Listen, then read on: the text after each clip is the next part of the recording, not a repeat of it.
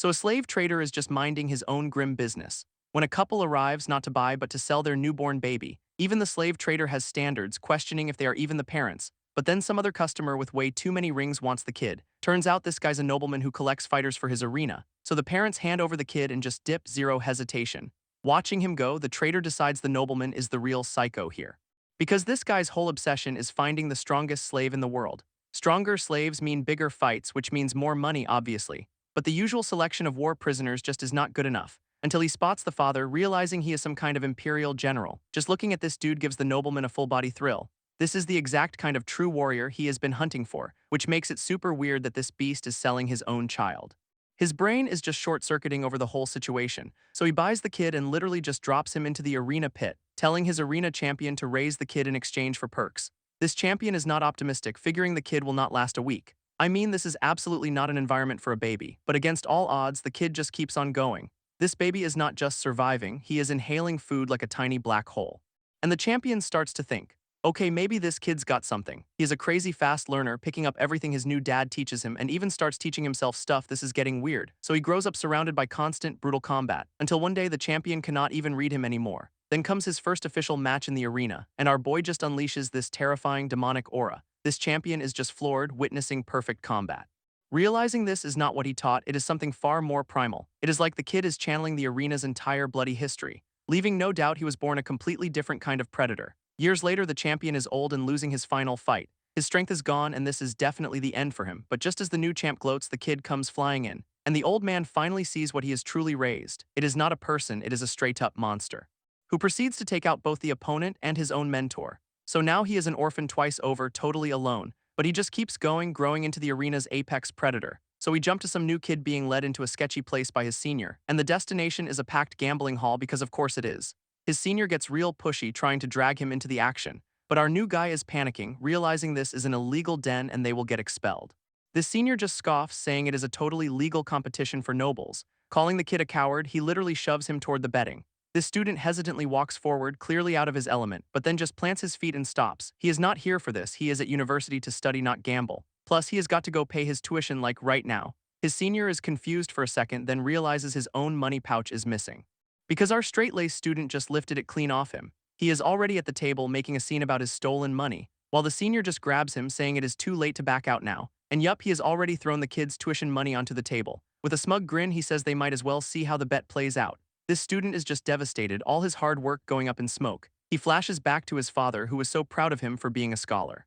Then to his little sister, who thought he was the greatest. And finally his mother, who worked herself to the bone for his future. This student is just praying for his tuition back, promising he will never be this stupid again, and he is definitely cutting ties with his garbage senior, who is, of course, completely oblivious and ready for the show to start. They are led to a viewing area overlooking a pit lined with giant, sharp spikes. Because this is not just gambling, it is a full-on deathmatch arena. A deep circular pit designed for one thing and one thing only. His senior tells him to cheer up while our guy looks like he is about to be sick. Then some announcer with a fantastic mustache starts introducing the first contestant, a former plunderer who is now walking the warrior's path as a slave. Meet Deathbringer, a giant dude with a club that has way too many spikes, and the crowd just goes absolutely feral for him. With the senior getting hyped, calling the fighter fierce.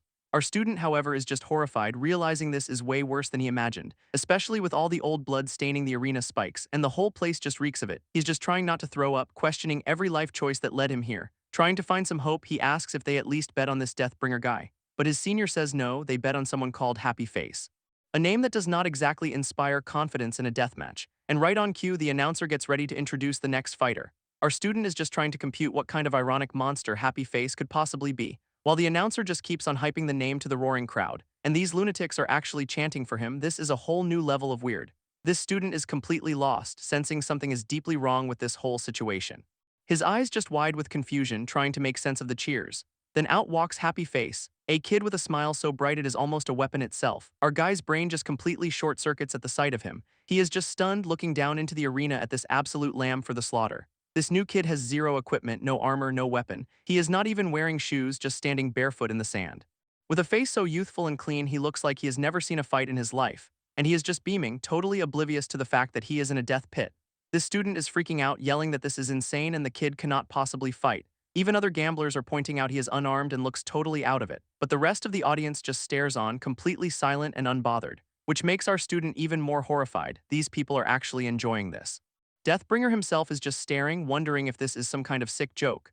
But after a second, he decides it really does not matter, since his plan was to kill everyone and leave from the very beginning. And with that, he unleashes a massive, brutal swing with his club. This club swings down with enough force to level a building, and it just craters the ground, making our student flinch hard, who is absolutely convinced he just watched a kid get turned into paste.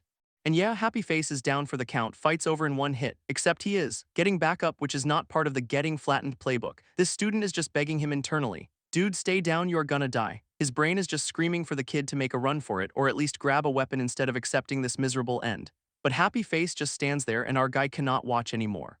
He literally turns away, completely unable to stomach the execution.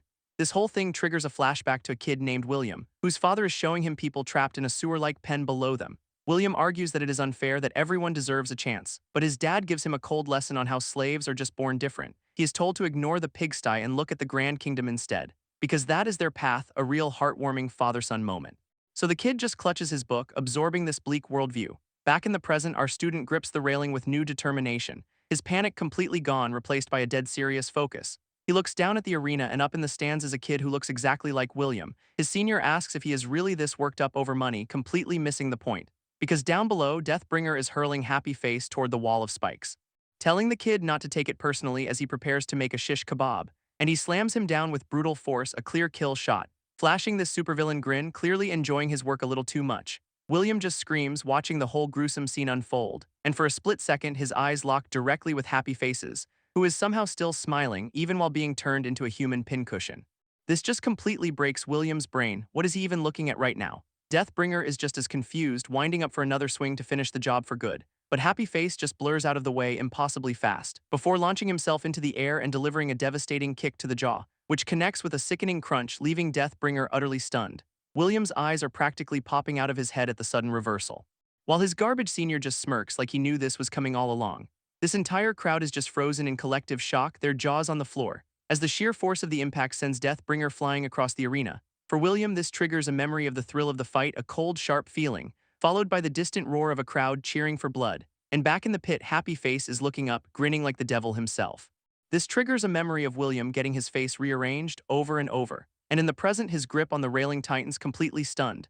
This flashback continues with him getting absolutely demolished in a fight, his face a mask of pure, unadulterated shock. He recognizes this feeling, it is total domination. Down below, Happy Face is delivering that exact same beatdown to Deathbringer, whose face is now just a bloody pulp, as he goes spiraling down toward the ground, finally eating sand in a very undignified heap. And Happy Face wins, still beaming like he just got a puppy. This crowd starts chanting his name while William tries to process this fever dream. Then his senior congratulates him, handing over the winnings, which makes William suddenly remember his tuition money, but all he gets is a single, solitary copper coin. William's expression just screams, "You have got to be kidding me." This senior just smirks, showing him the betting slip, explaining Happy's win rate is so high that a bet pays out almost nothing.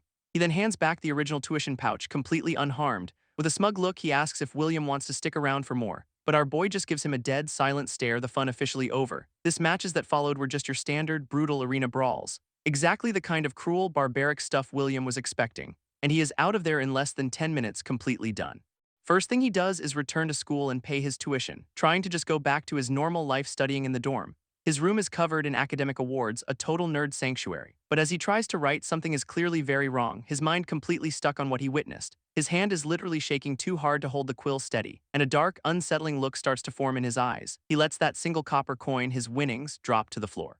Before closing his book, all thoughts of studying gone. With a puff, he blows out the candles for the night. Outside, the dormitory is quiet and peaceful, but inside, William is wide awake, staring into the darkness. Then the arena starts bleeding into his room, spikes replacing the windows, a full-blown nightmare of blood and screaming faces. With Happy Face's manic grin reflected in his terrified eyes, William jolts upright in bed with a gasp, drenched in a cold sweat, asking if it is morning yet.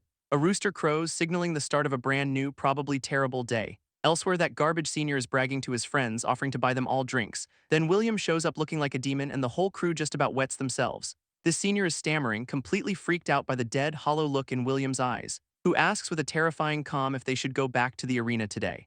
Meanwhile, in the gladiator pits, another rooster is doing its thing from a cell window, and look who is waking up, it is Deathbringer, his face looking like a failed art project. His cellmate tells him to get ready for the next match like he did not just get his soul rearranged. Deathbringer's eye snaps open, filled with pure, unadulterated rage. as he flashes back to that one-sided beatdown from Happy Face, still fuming about it. But the other guy explains that Happy Face actually goes easy on people, adjusting his power for a good show. His pride just cannot handle the idea that he was being toyed with, so he is already making excuses, claiming it was just one lucky kick. His cellmate just bursts out laughing because that is the biggest load of crap he has ever heard. Now Deathbringer is getting seriously ticked off, demanding to know what is so funny. So the guy points to the corpse chute, saying that is where he'd be if Happy Face was serious. Enraged, Deathbringer clenches his fist, but his cellmate just tells him to chill out, and who should appear at the bars but Happy Face himself with that terrifying grin. This big guy immediately snaps to attention like a scared little kid, shouting, "Yes, sir." All that rage just evaporates as he bows his head in total submission. Deathbringer is just baffled by the dead silence in the gladiator pit.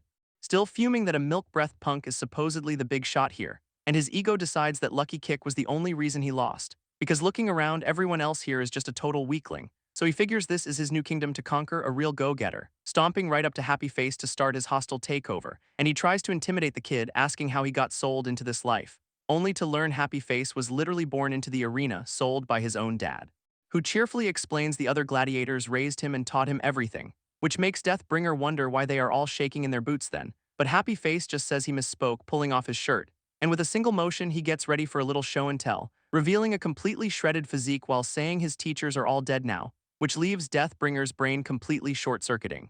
Because Happy Face laments there is no one left to give him a real fight, just a constant stream of new guys who do not get it, and he pokes Deathbringer right in the chest, saying, "New guys, like you," then explains his whole strategy is to get beat up on purpose for the show, leaving Deathbringer to have a full-on existential crisis, as he realizes that near-death experience was just part of the act. Happy Face just grabs the spikes he was impaled on, grinning like a psycho, then casually plucks one right out of his own eye, not even flinching, which sends Deathbringer spiraling, reliving the whole gruesome scene. As the horrifying truth finally dawns on him, this was all just a game, and just as his rage boils over, Happy Face grabs his arm to stop him, telling him to chill out since they are all gonna die here anyway, a real comfort. But before Deathbringer can process that, some new guy interrupts, tapping Happy Face on the shoulder to ask a simple question, and gets a friendly face-rearranging punch for his troubles, sending him flying across the room in a single brutal hit, leaving him looking less like a person and more like a busted scarecrow. This other gladiators just sigh, saying all the newbies make that mistake. Meanwhile, William is holding a new arena pass with the name Iron Face, wondering if that is some kind of weird new nickname for him. Then his senior shows up, pawning off his arena duties to go get drunk, handing over his pass and betting money with very specific instructions. So now William is stuck, trying to convince himself he is not becoming a gambling addict, as he heads back to the arena, which looks like a fortress of bad decisions. Elsewhere, we cut to a quiet gravedigger's house out in the country, where an old man is told it is time to go collect corpses from the arena. This gravedigger and his assistant arrive at the arena for their morning pickup. And looking at the pile of bodies, they realize one cart might not be enough. His new hire, Sagar, promises to stack him high, a real professional. This old man is impressed, calling him reliable even after just a month on the job. While carrying a corpse, Sagar suddenly notices something is off, and he stops to examine the dead man's wrist, a detail catching his eye. His expression shifts from routine work to sudden, sharp alarm, because he is spotting strange bruises all over the body. In fact, he realizes almost all the corpses share these exact same marks, concluding they were all beaten with bare fists before they died. But the real mystery is that these are old wounds, not from their final fights. He's confused why a weapons arena has so many victims of brawling. Suddenly, his boss takes a tumble, calling out his name in a panic. So Sagar rushes over to see what the emergency is about. This old man has found a VIP, a corpse matching a missing royal's description.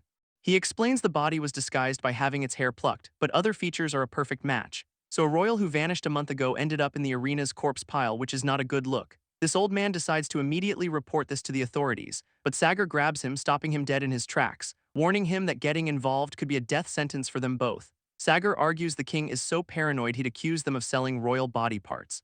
This old gravedigger immediately suggests they just quietly bury the evidence, and a long, tense silence hangs between them, before Sagar finally calls out to his boss. Then he drops a whole speech about upholding justice even if he dies. With a dramatic "I will be back," he just walks off, leaving the old man stunned. His boss is just left there, sweating absolute bullets. All the old man can think is, "I have made a terrible hiring decision." But Sagar adds a final warning: if this gets out, everyone at the arena is dead. Meanwhile, William is clutching his pass, promising himself just one more time. He's just there to watch Happy Face's match, totally not forming an addiction. Elsewhere, the sky suddenly turns dark and stormy over a quiet house, and a woman inside worries about her laundry, looking at a family portrait. She opens the door to a sudden downpour, and her eyes go wide with pure shock. Her entire yard is suddenly filled with armored royal knights. A whole legion of them, led by a grim-faced commander, is at her doorstep. They have surrounded a massive stone building in the pouring rain, and their leader slams his weapon down for attention, shouting that a murderer of the royal family is hiding inside. This commander gives his knights a simple order: capture everyone or just kill them, whatever's easier. Meanwhile, back at the arena, the audience is having an absolutely miserable time, with one guy complaining that every match is garbage unless Happy Face is in it. So the announcer pops out to get the main event started, looking way too cheerful. He quiets the crowd, getting all serious for the big reveal, asking if they remember that serial killer who terrorized the village a month ago. This audience immediately starts panicking because yeah, they remember. And they are pretty sure that guy, the nocturnal demon, is supposed to be in jail. But the announcer gleefully confirms that surprise, the killer is here tonight. And of course he is fighting Happy Face, who walks out with that same goofy grin. William, clutching his ticket, cannot believe the murderer is actually here. As the nocturnal demon is introduced, he just scoffs at how ridiculous this place is. This psycho thinks he has hit the jackpot, a place that will feed him just to keep killing people. He licks his blades, ready to get to work in his new heaven. This killer steps into the ring, ready for his first match, only to be met by some huge armored gladiator he immediately dismisses as trash. From the stands, the Knight Commander realizes someone powerful pulled this psycho from prison. This killer suddenly pauses, sensing something behind his opponent. And his red eye widens in total shock, because a door just creaked open right in the middle of the arena. This nocturnal demon cannot believe his luck. They even gave him a weapon, basically taking it as a green light to go absolutely nuts. Suddenly, his opponent's club cracks down hard, a brutal swing from the armored gladiator meant to end it quick. But the announcer is just confused, wondering why the killer is not coming out, while the audience is still convinced this whole thing is a lie. Then someone points to the entrance, telling everyone to look, because a royal knight is walking into the arena, which is not on the schedule. This announcer tries to get control, screaming for everyone's attention, only for the Knight Commander to order the entire stadium to kneel. In seconds, the whole place is surrounded as he declares them all suspects in a royal murder. One guy immediately panics, trying to bolt past the guards, and gets a spear to the throat for his troubles, a real teachable moment. This commander makes the king's order clear: resist and you die. William hits the floor, his betting money spilling everywhere. Looking around, the commander spots someone still standing and demands they kneel. But it is not the cowering announcer he is mad at, it is Happy Face still smiling. This commander asks if our boy finds this whole situation amusing, and that goofy smile finally vanishes as his eyes start to glow. Then he slams his face into the ground, bowing like his life depends on it. This commander is just internally whining about how everyone keeps bossing him around, so he tightens his grip on his weapon, ready to take out his frustration. But Happy Face is already digging his toes into the ground, coiled to spring, as the commander brings his massive weapon down to flatten him, only to get confused when our boy just stops moving entirely. Because in a flash, Happy Face is suddenly right up in his personal space, and that psycho grin is back as he reaches out to say hello, which sends the commander's whole world white with pure shock, followed by a brutal backhand that snaps his head to the side. Everyone else just watches, jaws on the floor, as the prisoner beats up the royal knight, and Happy Face just keeps swinging, absolutely styling on this guy, leaving the commander absolutely seething with rage at the disrespect. Then our boy just grabs the weapon's shaft, stopping it cold. So the enraged commander tries to wrench it free for another swing, but he realizes Happy Face is already anticipating his next move, standing way too close for a weapon swing to even work. It is too late to dodge, and the commander knows he is screwed, as Happy Face's eye locks on, seeing the perfect moment to strike, and he lands a punch that sounds like a cannon going off, sending the commander flying backwards from the sheer force of the blow. William is just frozen on the floor, completely losing his mind, as Happy Face stomps the ground, stopping the commander's weapon dead, and that commander's eye goes wide. He cannot believe what just happened. Back in the stands, William is screaming internally. He just tanked that, so the commander, now properly furious, winds up for another big swing, putting all his royal knightness into this one attack, only to hit nothing but dirt, leaving him standing there like an idiot.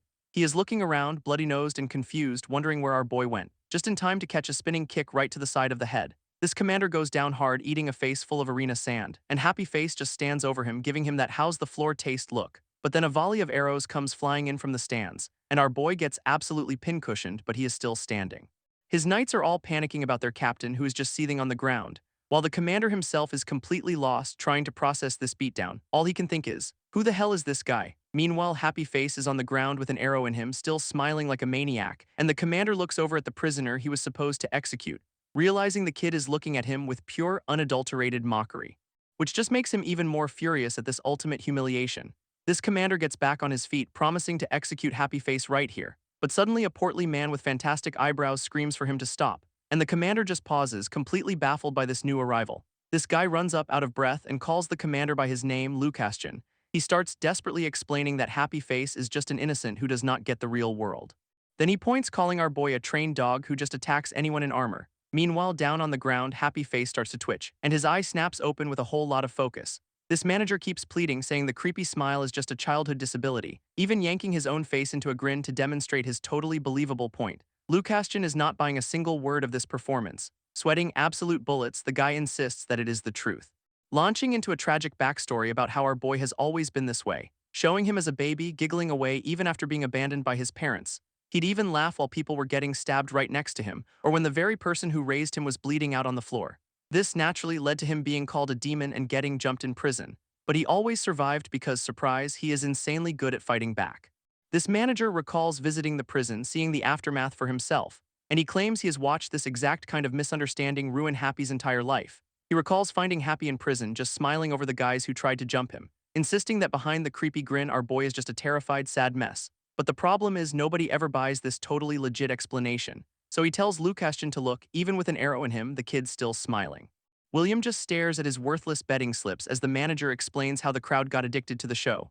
And this guy admits he was also a fan, which is why he came back for him, calling this his repayment for all the joy Happy's fights brought into his life. A repayment that involves standing between our boy and a very large, sharp weapon.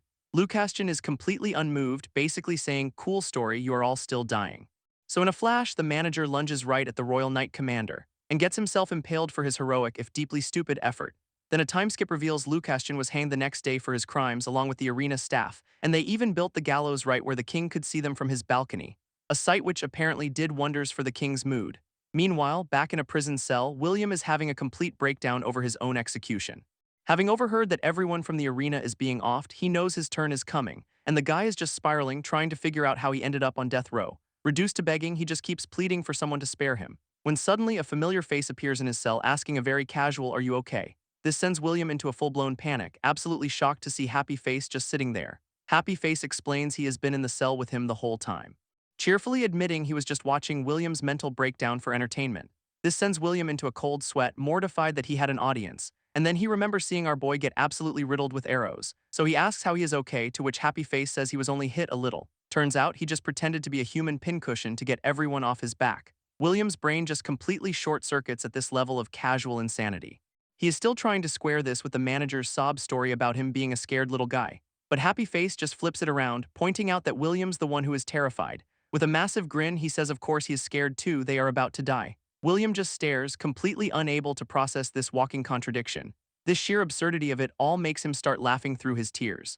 So our boy asks if it is funny, causing William to panic and try to explain himself. Happy Face just smiles, saying it is okay because everyone's a little messed up, which leaves William stammering, totally disarmed by the response. He wipes his eyes, trying to get a grip after that emotional roller coaster. Somehow, being on death row with this lunatic is actually making him feel better. Suddenly, a guard shouts down the hall with a new order from the king. A chance for freedom if their family can come and prove their innocence. But the flip side is grim, anyone who cannot prove their origins gets executed. At that moment, William's family bursts in, shouting his name, and they pull him into a hug, his dad asking how he got into this mess. This whole family just a tearful wreck, clinging to him for dear life. Meanwhile, Happy Face is just watching this whole emotional reunion from his cell, and something seems to click for him as he watches them. So William glances back, calling out to his surprisingly quiet cellmate. This triggers a flashback for William, a hand reaching down to a small child. Remembering his dad's lesson, this is what happens to people without families. As a kid, he just listened, taking it all in. His father explaining that some are just born as slaves, their lives predetermined. Even back then, that idea just completely broke him. But now he knows that is no reason for someone to be executed. His whole life flashes before his eyes, childhood, the city, his dad getting beaten down, until his father snaps him out of it, telling him to stop talking and follow. William looks back, realizing he is still that same helpless kid, feeling completely powerless, unable to change anything on his own. But that feeling of being weak seems to flip a switch inside him. Then Happy Face just grins his psycho grin, telling him it is okay, which makes William's brain totally short-circuit all over again. And when he turns around, the cell door is just open. From his window, a grim-faced official watches William's family walk free. As a guard confirms the innocent are gone, so he orders the rest to the gallows. But the guard stops him, mentioning there is one very special case, explaining that Lukastian paid a massive donation to register a contestant with the church, and thanks to a convenient loophole, this person gets a life of slavery instead of death. This official, still looking absolutely thrilled about all this, asks who it is, but the prisoner does not have a real name, just a contestant name, and of course it is Happy Face, triggering a mini PTSD flashback for the guy. Suddenly, the manager's whole repayment speech makes a horrifying amount of sense, leaving him to wonder what the hell kind of person inspires that level of devotion. 1 week later, we are at a slave market because of course we are. Inside, a trader is just staring at the giggling new arrival in the cage. While his buddy complains that nobody's ever going to buy a laughing weirdo, they decide to just let him starve since even the church dumped him for cheap. Just then, a mysterious customer with a cane asks to buy that child, which confuses the trader who insists there are no children for sale here. This buyer points right at Happy Face, calling him the one crying sadly. Our boy's brain just completely blue screens at this description. As an old woman steps forward looking dead serious and says she will take him, in her eye we see the reflection of the smiling boy she has come to save. Elsewhere, a family dinner gets derailed by news of Grandma's new purchase, and her granddaughter is freaking out, realizing Grandma is alone with a total stranger. Her grandfather tries to calm her down, saying they are old and just need a helper. But she is not convinced, so he insists Grandma picked out a kind and young child. Oh, the irony. This girl decides she's going home tomorrow to run a personal background check herself, so we cut to that very home, a peaceful-looking farmhouse at sunset. Inside, the old woman tells Happy Face his first order of business is a bath, but his stomach lets out a massive growl, interrupting the welcome speech. She immediately gets furious, realizing the slave traders did not even feed him. Then she shoves him towards the bathroom, promising to cook him a meal. She clarifies this is a one-time charity thing, from now on he works for his food. Happy Face's brain immediately goes to the only work he knows, asking, fighting. This old woman just gives him a look that says, what is wrong with you? She tells him to knock it off with the scary talk, laying out his actual chores, dishes, cleaning, and firewood, not murder. Our boy just stands by the bath, still smiling as she tells him to get in. He drops his dirty clothes on the floor, ready to wash up, dipping a single toe into the water to test the temperature, and is hit with a sudden, violent memory of someone else drowning, his own grin haunting the vision. This snaps him back to reality, leaving him genuinely confused for the first time in a while. He finally steps into the bath and the water is warm. Sinking into the tub, his scarred back is on full display. And yeah, it turns out this is the first time he has ever felt warm water in his entire life. He is just grinning, feeling like all the pain from his past is finally washing away. After the bath, he is given clean clothes, a real luxury, not to mention a hot meal cooking over the fire, a massive upgrade from prison. This old woman serves him a bowl of food right at the dinner table. And she is even tending to his wounds, applying some kind of herbal remedy to his back. She tusks at how badly he was treated, promising the herbs will help him heal. Our boy turns to thank her, calling her master because that is his default setting. She immediately shuts that down, telling him to just call her grandmother. This completely short-circuits his brain, grandmother. This old woman just asks him what it is he wants, so he timidly asks if he can go outside. This is followed by a very long, very awkward silence. Stepping outside, he just reaches for the open sky, finally free. This sunset reflects in his wide eyes, a look of pure wonder on his face, triggering a flashback to his childhood, staring up at a sliver of light from inside a dark cell. In the memory, another prisoner tells him the world outside is much bigger than he thinks, explaining that freedom means you can go anywhere, a concept the kid cannot even grasp. Turning back from the sunset, our boy seems to have made a decision, and he looks back at the farmhouse, his new home. Inside, the old woman gives him an out, saying he is free to leave anytime. This offer seems to hit him like a ton of bricks, so he walks right back in, telling grandmother he has seen enough. His bare feet step firmly on the wooden floor, and with each step he is walking away from his past. A memory floods back, a child calling a scarred man dad. This man's face is a heartbreaking mix of pain and love. While in the present, the grandmother watches with knowing eyes. Happy Face returns his empty plate, promising to start work immediately. For the first time, she gives him a genuine, warm smile. Just then, her husband comes home, announcing his return, only to stop dead in his tracks, completely confused, because Happy Face, in a full-on domestic apron, cheerfully welcomes him home. This old man asks his wife, "I thought you said you were getting a asterisk child." She just grabs our boy, insisting he is a child. What is the problem here? Her husband just sweats, already dreading the granddaughter's visit tomorrow. Deciding to just roll with the insanity, he tells them all to get along, and our boy just looks on, finally feeling like he belongs somewhere. Through the window, our boy is part of a happy family scene for once. And yeah, this is officially the warmest, most peaceful day of his entire life. Then a rock smashes through a window because of course happiness cannot last. And that same night, William is having a slightly different experience. His room is completely trashed, marking the absolute coldest day of his life. Within a week, the whole school has branded him a criminal for the arena incident, with students mocking him, convinced he loved watching a royal get killed.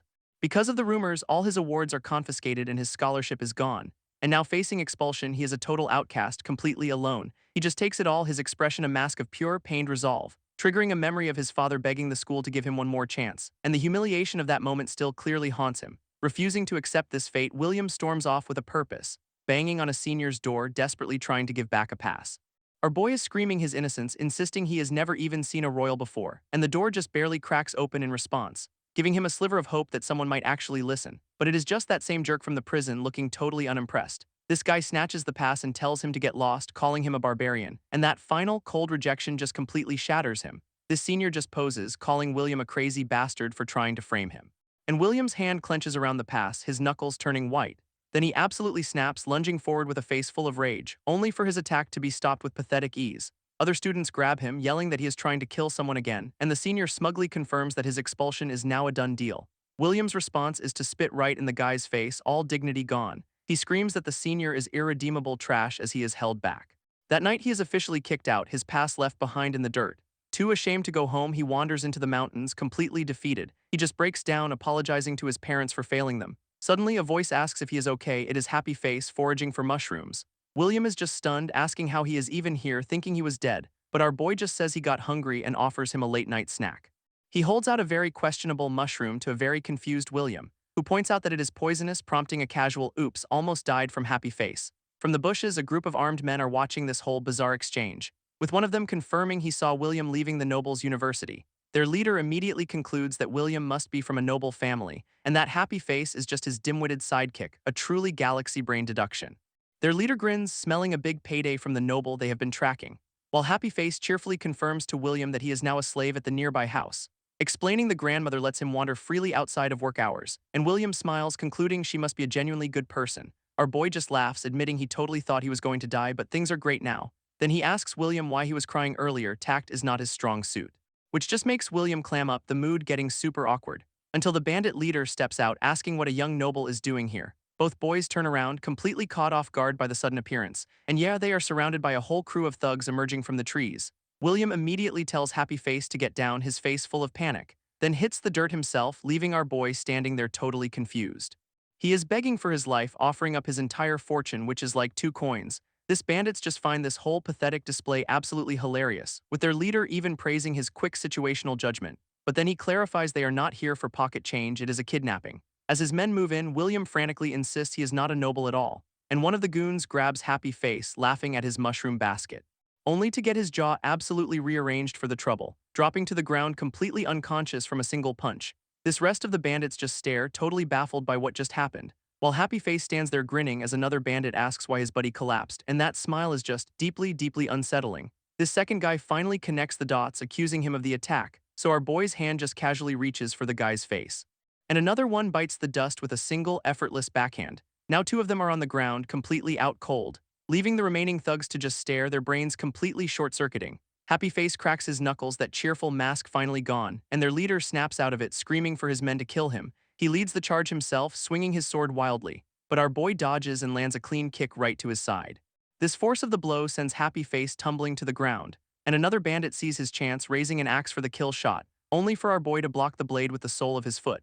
This axe-wielding genius is understandably confused by this development, so from the ground, Happy Face just grabs the axe handle, using it as leverage to flip the guy right over him. This bandit leader is just sweating, realizing he has made a terrible, terrible mistake. Because now his whole squad is down, with one guy begging for mercy. William is just staring, his fear momentarily forgotten by sheer disbelief, because a sudden memory flashes. Happy Face was an asterisk arena champion. This remaining bandits just break, screaming and fleeing in absolute terror, and our boy turns back to William, all smiles as if he did not just dismantle a gang. William just stares at the pile of bodies, realizing he beat them all barehanded.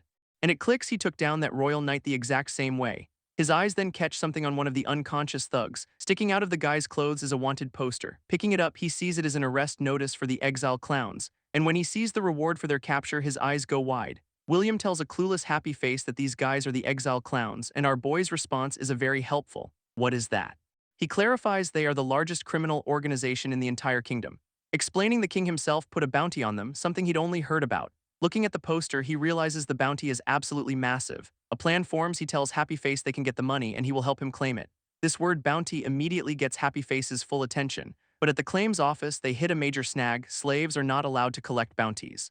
William immediately vouches for him, insisting he is his friend, but the official is completely unmoved, saying that does not change a thing. William offers a brilliant workaround: just put the bounty in his name, and the official, who clearly does not care, just agrees to process it, which means they get a very heavy, very real bag of cash. William hands the entire fortune to Happy Face, telling him to buy actual food, but our boy just clutches the bag, admitting he has no idea how to shop.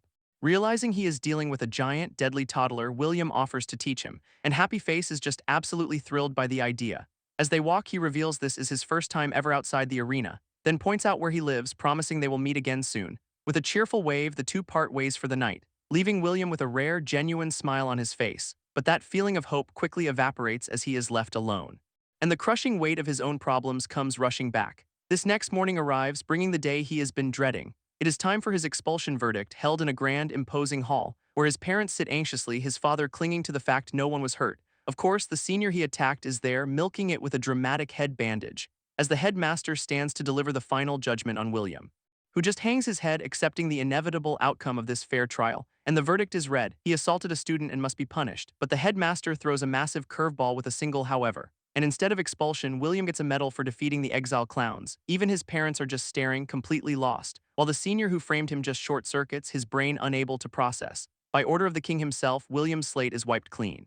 And our bandaged boy is absolutely seething, calling it impossible. His immediate conclusion: William's parents must have paid someone off, convinced they bribed their way into the school with commoner money. With his perfect plan in shambles, he rips off the totally not fake bandage. Then we flash back to the night before, right before Happy Face found William, where our boy was on the floor, unable to sleep from some mysterious, agonizing pain. It felt like his insides were being shredded by needles, not a great feeling, and he is just writhing, his scarred body screaming for something. For all this internal agony, his diagnosis is simple: am I hungry? Turns out his body was just having withdrawals from not fighting anyone, so that little bandit beatdown was basically therapy, restoring his internal balance. He wakes up feeling amazing, calling it the best sleep he has had in ages. Basking in the sun, he is passed out like a happy, well-rested puppy. And upon waking, he calls out for the grandmother, ready to start the day, only to find some other guy hugging her, calling her grandmother too. Meanwhile, some new visitors arrive, asking the grandmother where the little one is, and a kind-looking woman shows off a gift she bought to make him feel welcome, calling out for the new kid she is expecting to meet. Only for Happy Face to pop out, who is very much not a little one. Her brain completely short-circuits, the shock so real she drops her gift, and the poor wooden bird just eats dirt, a casualty of shattered expectations. She is just staring, absolutely terrified by this giant, smiling man, until it finally dawns on her that this is the new person they took in. Our boy just gives a big, friendly wave, introducing himself as Happy. This story then gives us a nice view of the idyllic farm where this is all happening. Later, the woman is freaking out to her grandfather, reminding him he is from the arena. But the old man is way more chill, suggesting they just watch him a bit longer. From what he has seen, he thinks Happy Face seems like a good person, and peeking out the window, he points out how much the grandmother is smiling. Outside, our boy and the old woman are laughing, getting along great, which leads the grandfather to call him the brightest person he has seen in a while. Plus, there is a very practical upside: the kid is an amazing worker. We see him casually lifting a huge barrel like it is nothing, a massive help since the grandfather's back has been bothering him for ages. This woman listens, her expression softening as she starts to reconsider her fears. Out on the farm, it is time for some good old-fashioned manual labor. And the woman is still salty, muttering she did not need a slave for this. With a clean swing, a log splits perfectly in two as she takes out her frustrations on the firewood pile. Meanwhile, Happy is already hauling water like it is nothing, which gets her attention, prompting her to ask if he is done. He cheerfully confirms her bath water is all ready, so she tells him to take a break, insisting she will handle the wood chopping. Our boy just gives a happy little okay. After setting down the buckets, his chore complete, he immediately plops down on the grass to watch her work. This understandably confuses her, asking why he is still there, but he just wants to learn since it is gonna be his job now. Her expression softens, that is actually a pretty good attitude, so she tells him to pay close attention, gripping the axe, tying her hair back to get down to business. She shows him how it is done with another perfect, powerful chop. And from his spot on the ground, he watches the wood chips fly. For a moment, they are just in a comfortable silence, before she starts the lesson, explaining you need small pieces for kindling. She ties her hair back, ready to give a masterclass in wood chopping, and with another perfect swing, a log splits clean in two. Turning to him, she is practically glowing with pride, a true lumberjack queen, and Happy's reaction is pure, unfiltered hype. She is all, "Did you see that?" While he is cheering from the grass like a one-man fan club, and from the porch, the grandfather just watches this whole ridiculous scene unfold. He cannot help but smile, realizing she is warming up to the guy after all. Just then, the grandmother shows up, telling her to stop chopping wood, but Winnie's confused, thinking the pile is still way too small. This old woman then points out the mountain of firewood Happy already chopped last night, leaving her completely stunned, staring at our boy who is just holding an axe. She asks him why he said he wanted to learn if he'd already done the work, and he explains he tried, but his form was so bad his shoulders ached. This just makes her more mad. He did all that work and still made her do more. But as she is about to lose it, the grandmother calls Happy over to rest. This old woman praises his hard work, leaving Winnie to just stand there and stew. As evening falls, the farm settles down for the night. Inside, the house is quiet and peaceful. And in the bath, Winnie admits it is actually nice having someone else around. With all the chores done, she can finally relax, a feeling she could get used to. As Winnie dries her hair, she hears someone running past the window, and after a long day, she is finally feeling relaxed and clean. But that sound makes her turn a little confused, just in time to see Happy Face booking it across the yard. She is immediately worried, wondering where he is going so late at night. Rushing to the grandparents, she asks if Happy just left without saying anything, and the grandmother admits she told him he could do what he wanted after work. This grandfather then adds that he thinks Happy went out last night too. Winnie's suspicion just spikes, wondering what he could possibly be up to. Meanwhile, Happy Face is in town, clutching that very heavy bag of cash.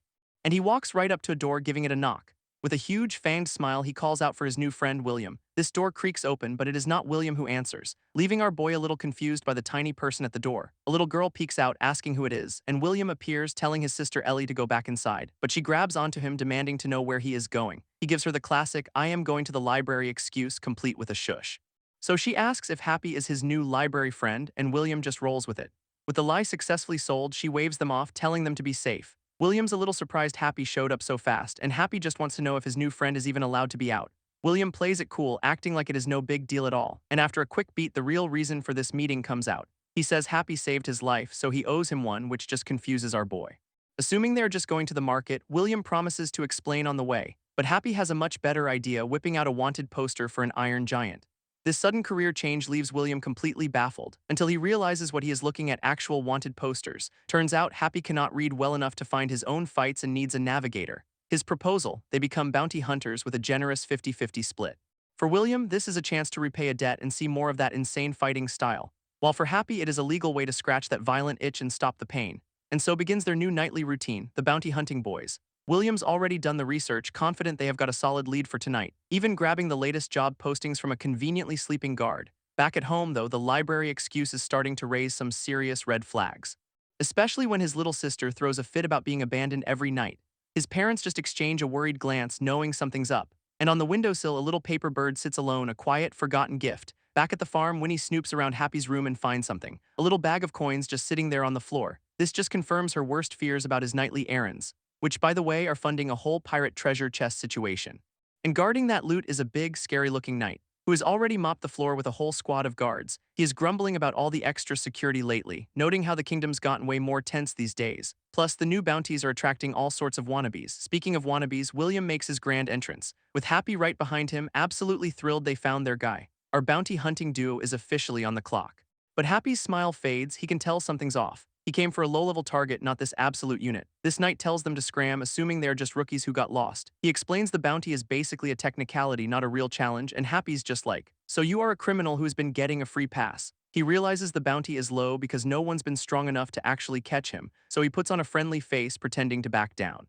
Yeah, that was a lie, the fight is definitely on. Happy immediately uses the knight's own sword as a ramp, only to get his kick blocked by that massive shield. Landing hard, our boy looks up at the totally unfazed knight, who is genuinely surprised someone would try to fight him with, just fists. He then points out the sound was probably Happy's knee shattering on impact. Our boy is definitely limping, but that psycho smile is still there, which has William completely panicking in the background. He is begging Happy to just cut their losses and run, but the knight just calmly informs them it is way too late for that. And with that, he brings his mace down in a crushing overhead swing, telling them they should have left when he was showing mercy. He starts swinging wildly, forcing Happy to desperately dodge the blows. But the knight finally catches him, grabbing our boy by the head, and just smashes him face first into the ground. Pinning him down, the knight delivers another brutal punch, and then another, just absolutely wailing on him. It is a complete massacre, the whole world turning red for William, who is just frozen, watching his new partner get turned into paste. With Happy completely down, the knight raises his mace for the final blow, when suddenly William dives in between them, screaming for him to stop. This knight just stares down at this new human shield, utterly confused. And William starts a whole monologue about how Happy's fighting was always cool, not cruel. He always believed Happy would win, which made him want to watch more, a true fanboy confession. Because Happy helped him get back to school, he felt like he owed him one. But he admits his thinking was flawed. This is not some safe arena match. Now he is just a sobbing mess, apologizing for getting his hero nearly killed. This knight, completely over the waterworks, raises his mace to end this little pity party, but the mace is stopped mid-swing by a very much not dead Happy. Holding William, he casually recognizes him from the arena, surprise. Then he drops the bomb with a huge grin. The whole beatdown was an act. With a swift kick, he sends the knight's mace flying. Yeah, he is fine. This knight can only grunt, completely blindsided by this turn of events. And he is just standing there wondering how Happy is not a pile of broken bones right now. Happy, now holding the weapon, turns to William for a little story time. Turns out his old master was obsessed with strength, which is where this all started. And every time he won, his master just threw more and stronger opponents at him. But Happy's fights were too quick, which was not good for business, so his master got mad. So he had to learn how to fake a struggle just to keep the audience entertained. He became an expert at analyzing, provoking, and pretending to be at a disadvantage. And now he is putting on that same show, faking a punch against the knight's shield. our boy fakes a limp, still grinning like a total psycho, and with a flick of his wrist, he lets the mace go, this heavy weapon just clattering onto the ground. Landing right at his feet, the knight is now totally unarmed. So Happy gives him the classic "come get some" gesture. This knight is just kneeling there, completely winded and confused. As Happy explains, he never fought because he enjoyed it, which is a massive lie. A flashback shows the alternative was getting tortured to death by his master, and that survival instinct is now so deep it comes out even when he is not in the arena. He says that is why he fights, swinging the mace himself, but the knight just manages to get his shield up in time. It is a massive impact, and Happy's just smiling through it all.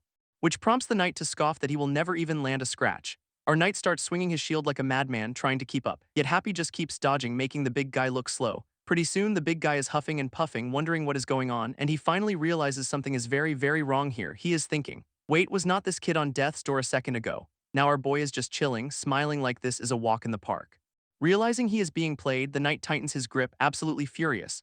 And there it is, the full-blown psycho grin is back online, as the knight brings his mace down with everything he has got. But Happy just slips right under the swing, getting way too close, and lands a solid punch right on the knight's shield. Another hit follows, rattling the big guy's bones, but our boy gasps, feeling how ridiculously tough this armor is. He realizes his fists are not going to break through this stuff, which just makes the knight roar and swing again, completely enraged.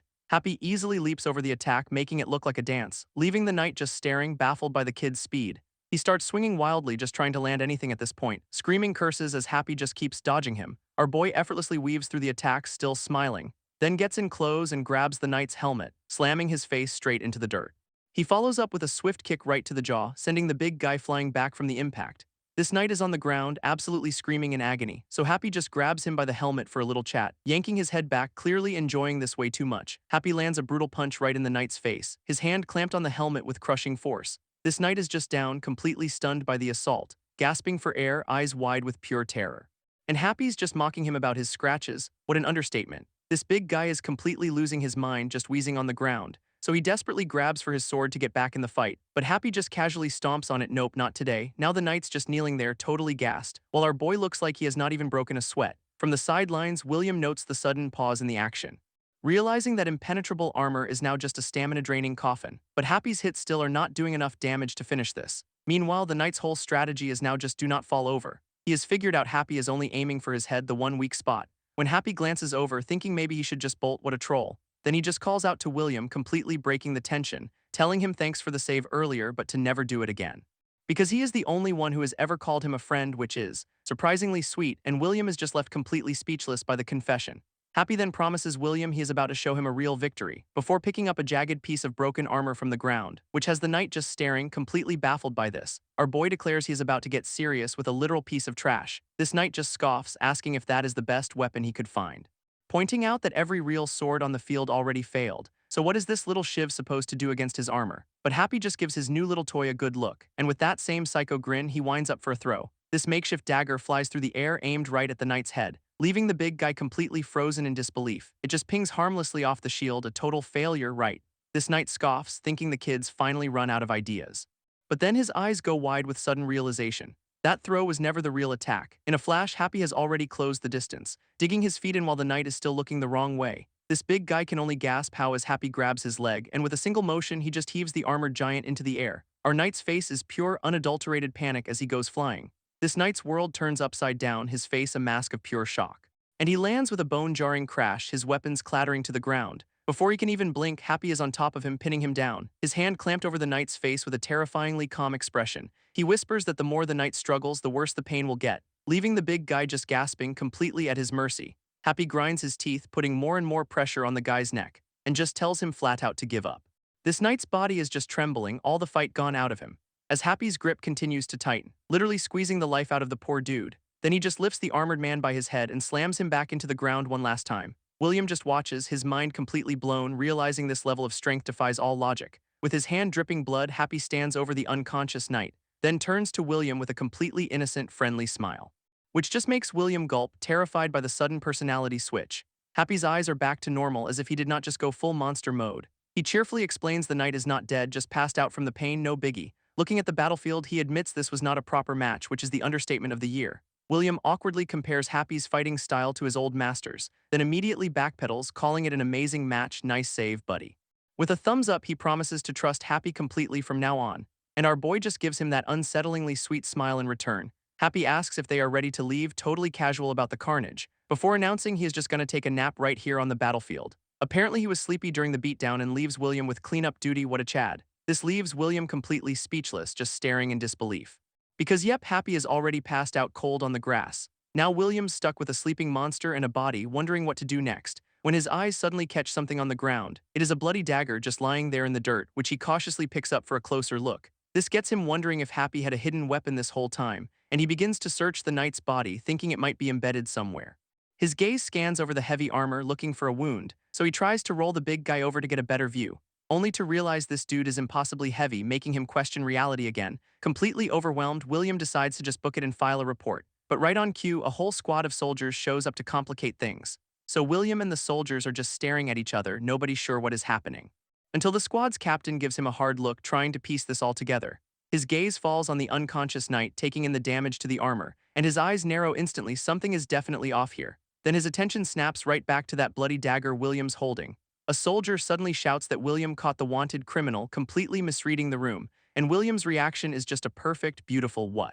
This guy explains his unit got wiped, and he saw William heading into the forest with a wanted poster, so he is absolutely convinced our boy is some legendary bounty hunter, much to William's horror. William tries to explain, but the soldier just asks for his name, already starstruck. Oh, but the name William is famous, the student who took down the Exile Clown group. Now the whole squad is buzzing about his legendary skills and how he won with a broken spear. One of them gets real close, letting him know he is a hot topic in the Night Order, and William is just dying inside, realizing his hobby is now public knowledge. They tell him to just leave the scene and the paperwork to them, total professionals. While they lead William out, the captain hangs back to inspect the mess, his eyes landing on a sleeping Happy, dismissing him as a porter caught in the crossfire. A subordinate asks what is wrong because the captain is clearly bothered by something. Looking closer at the dagger, he realizes it is not a stab wound, the blood is just smeared, and a quick scan of the battlefield confirms it. No weapon here could have actually stabbed that knight. This captain's mind is racing, if not the dagger, what actually did this? His eyes then land on Happy's limp, blood-soaked hand, while William tries to play it cool, saying his injured friend is just sleeping. But the captain is deeply suspicious because William's story is full of holes. Elsewhere, the leader of that Exile Clown group faces judgment for his failure, kneeling on the ground, completely broken and terrified. A scarred superior reminds him they swore to never run away again, then mocks him for getting humiliated by a single student. All the defeated leader can do is weep and apologize for his weakness, and the price for that failure is apparently a swift, bloody execution. This scarred man holds a dagger, declaring one shame is more than enough, because they are not mere bandits, they are revolutionaries fighting to the death. Later, a woman asks if they have identified their new problem child, confirming she found him on a bounty list, a skilled person named William. With that, their next official target is now our boy. This consequences of that decision begin to flow like blood into the sewers. This catches the attention of a noble, who wonders which powerful family William is from. A jealous rival just rants that William is a rich nobody who bought his way into everything, but the older noble just gives him a look that says, I highly doubt that. So he hands the kid an order to go teach William a lesson personally. What could possibly go wrong? This jealous rival is handed a document called the Brigand's Covenant, looking totally lost. And his dad just casually explains it is the family's private hit squad, normal rich people stuff. This order is simple, send these assassins to go take care of William. With that dark command given, the scene cuts to a bright, peaceful day, where a woman is just strolling through a bustling town square minding her own business, until she suddenly freezes, her eyes wide with shock. Yeah, because two bodies are just lying dead on the cobblestones, a real mood killer. This brings us to a bleak graveyard, where two figures are dealing with the aftermath. An investigator notes that 3 bodies were found on the streets this morning, and he is furious the case is already closed without an autopsy, calling it obvious murder. He tries to get the old gravedigger Sagar on his side, but the old man is just sweating bullets. This investigator reminds him that his reporting spirit nearly got them both thrown in prison last time. But Sagar explains that since the victims were exile clowns, their deaths are basically a public service. This investigator is not buying it for a second, his expression hardening, because he says there is one more detail that just does not add up. He points out bruise marks on the body that were made days asterisk before they were killed. These marks are eerily similar to the ones he saw on the victims from the arena incident. Their grim discussion is interrupted by a cheerful voice calling out for Shovel Grandpa, great timing. A young person named Winnie arrives, proudly presenting a bag of requested herbs, then asks about an old woman, confirming Sagar is their grandfather. Sagar the gravedigger is grumbling about some old woman while Winnie just smiles, but her attention then drifts to someone else nearby. Spotting a new guy, she cheerfully greets him as Mr. Sagar, wait, another one. He seems totally caught off guard by the friendly welcome, and Winnie offers him some herbs too, setting them down beside him. She then asks if he does not like her gift with a concerned look, so he quickly reassures her he is grateful for the kindness. Her grandpa chimes in that she is too nice and should be selling that stuff for cash. But Winnie insists that since Sagar helps her grandpa, she has gotta look out for him. Whispering to the old man that this new assistant has lasted way longer than the others. This gravedigger admits he is a good worker, but he is always wandering off at night, super shady. This gets Winnie thinking, a worried look on her face, and her grandpa immediately asks what is on her mind. She starts to explain that they also had a little situation. Turns out there was a whole debate about bringing in a slave, which was a huge deal. Back in the present, she tells Grandpa that Sagar is suspicious with his night trips and hidden money. Her biggest red flag, though, is that he is from the arena, and now she is worried he is into some seriously bad business. Right as Sagar reveals he heard everything, dropping a bombshell, this city's only arena was destroyed and all its fighters were executed, leaving Winnie absolutely speechless. Sagar continues his lecture, explaining the arena was just full of vicious criminals. And if a nobody survived, they must have had some serious political backing.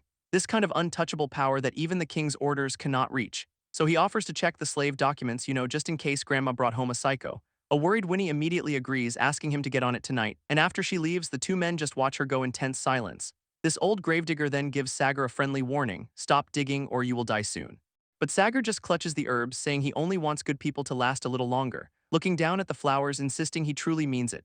That night under a starry sky, the scene shifts back to our boys. William finally stumbles home, carrying a completely unconscious Happy on his back. And yeah, our little monster is drooling everywhere, a true champion's rest. William just sighs, realizing Happy's been awake for days and is finally crashing hard. He carries his narcoleptic weapon of mass destruction toward a small farmhouse, then calls out as he approaches the warm glow of the house. Inside, Winnie and her family are completely stunned to see him walk in with a body. This grandma recoils in pure horror, her eyes locked on William's bloody hand, while he tries to play it off, swearing it is all a misunderstanding and Happy's just sleeping. After things calm down by the fireplace, a new interrogation begins. This grandma just cuts to the chase, asking if they go bounty hunting together every single night.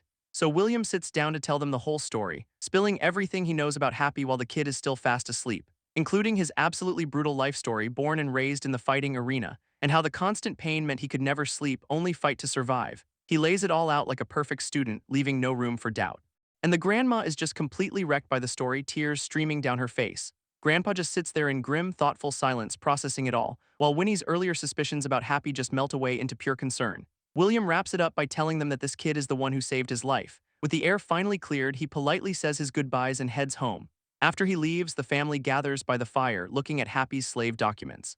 Then they just toss those papers right into the flames, burning away his entire past as a slave. This next morning, a bright new day dawns on the farm, and Happy wakes up with the biggest, most terrifyingly cheerful smile. His eyes are just wide with a kind of pure, simple wonder, looking up at Winnie, who is standing over his bed, completely lost. She immediately asks why he never told them about the pain or his inability to sleep. But Happy just keeps on smiling, not really answering her.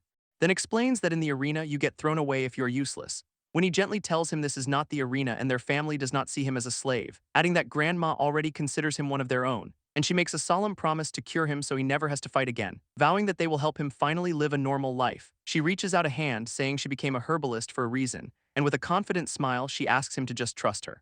Happy's eyes go wide, filled with a hope he has never felt before, so he takes her hand, finally accepting the help. This kid is just absolutely beaming, holding on for dear life, then announces he bought something with his first ever earnings and just casually slips a ring onto her finger as one does. Winnie absolutely freaks out, demanding to know what he is doing, but Happy just looks back innocently, asking why. Because it is a wedding ring, you adorable little chaos gremlin. His response, what is that? The concept is not installed. At that moment, Grandpa walks in to say William dropped off the bounty money, and Happy immediately offers it all up, promising he is done fighting for good.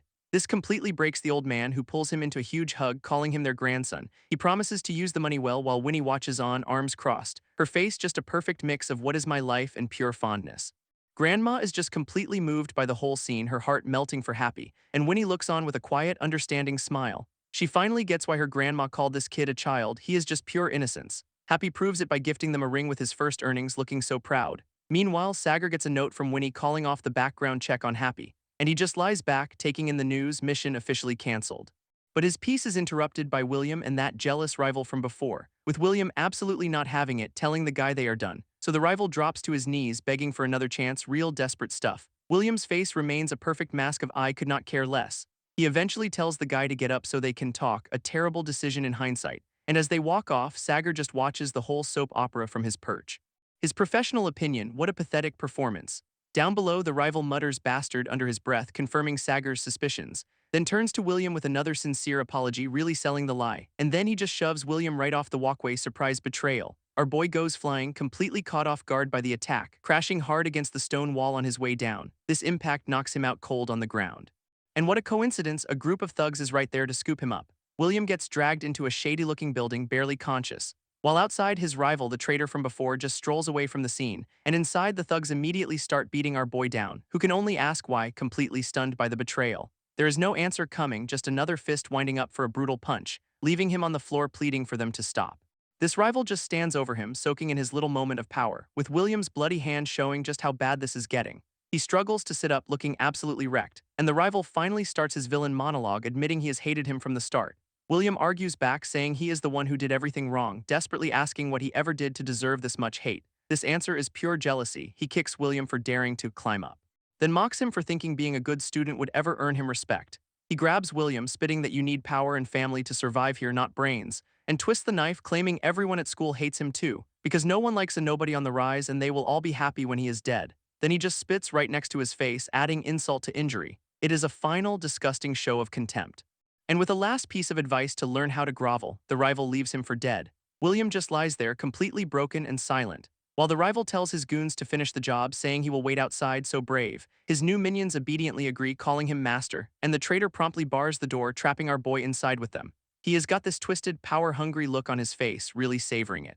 Thinking to himself that this is nothing, just a casual Tuesday murder plot, and that this is what true authority feels like. What an absolute tool. Up on the roof, Sagar watches the whole pathetic performance unfold. Realizing those thugs are the brigand mercenaries, professional assassins on a kill contract, he just scoffs at how disgusting the nobles' methods always are, letting out a heavy sigh, completely fed up with this world.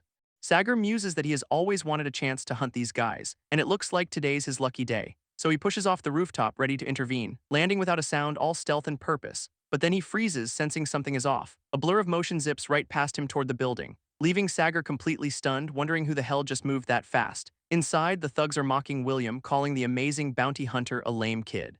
As their leader raises his sword, promising to make this as painful as possible. Lying on the ground, William thinks of everything he has worked so hard for, all the struggle he went through just to make it this far, and now he is supposed to die because some noble was in a bad mood. This thugs just mock him for not fighting back, ready to end it. But in his mind, he is screaming that this is not the future he wanted, realizing too late that you need status to actually change anything.